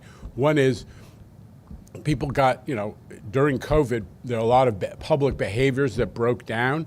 One of them is that people just, got in the habit of fare evading to a greater degree, and now we're pushing back on it. That's number one. Number two is what you talked about, which is the obvious mental health issue that's in our public space. And the MTA individually, and then supported by the governor, has taken extraordinary steps to try to deal with that. It's no secret. And the third is the fact that we're doing a lot more enforcement, and that is prompting more confrontations that seem to end with a felony assault. So each of those, and the fourth is, frankly, that we're not satisfied that the criminal justice system is dealing with, providing enough consequences for some of these behaviors, especially for recidivists. So those are all different variables I think are contributing to it, 4 different ones. I can't tell you how much each one is, but that's my take. We talked about the new fare raise, and it seems because some of the assaults are happening because of fare evasion enforcement. And I know the governor put a challenge to you to get those fare raise out. When is that happening? It seems like it's just taking a long time. But Sam, we're waiting for our capital program to be funded. That's where there's $1 billion in there to transform 150 stations that carry 77% of our ridership with new fare gates that are much more of a deterrent to fare evasion than our very old school and somewhat outdated turnstiles. So that's it. But in the meantime, let it be written that the MTA, because of physical interventions, the gate guards, how Demetrius has redesigned the fare array, the turnstiles in many different small ways. We've knocked down fare evasion by 25% in just 6 months. Let it not be said that we're not making progress, even as we're waiting for those new fare gates. As you know, there will be 20 stations that are equipped with the new fare gates, I believe in 2025, Jamie? Yeah, 2025. And we have the procurement underway with 4 finalists. So each of them are going to do 4 or 5 stations in 2025. Okay. All right, closing out the proceedings today, it's Jose Martinez from the city. Jose. Is this on? It's working. Yeah. Hi, Jano. In your repeated defense or sales pitch of congestion pricing, you have repeatedly said how Donald Trump, you've made the appeal to him as a fellow New Yorker, though perhaps not someone who grew up riding the subway in the 70s, as you often tell us. So how do you make the pitch to Congressman Secretary Duffy, someone who lives in New Jersey and whose connection to the city is not as clear? How do you make that sale in terms of what's good here? I think you respect the office he holds. He is the Secretary of Transportation of the United States of America. He's responsible for roads. He's responsible for bridges. He's responsible for maritime facilities. He's responsible for railroad infrastructure, and he's also responsible for transit. So I don't presume to tell him, that you have to become a New York City transit expert. He's been given a responsibility, and I'm going to be respectful of the office and try to educate him on some of the issues and the facts. But I don't. It's not a test of your personal background. When you hold that office, you have responsibility, you have powers, and I expect him to exercise them appropriately, and I'm hopeful that he will. And I know you said you're open to speaking with him. Sure. And you've also said you don't want to make a show of this, but would you welcome him to ride the subway with you? Sure. All right, thank you, Jano. Thanks, Allison. Thanks, everybody. Good afternoon from Lower Manhattan.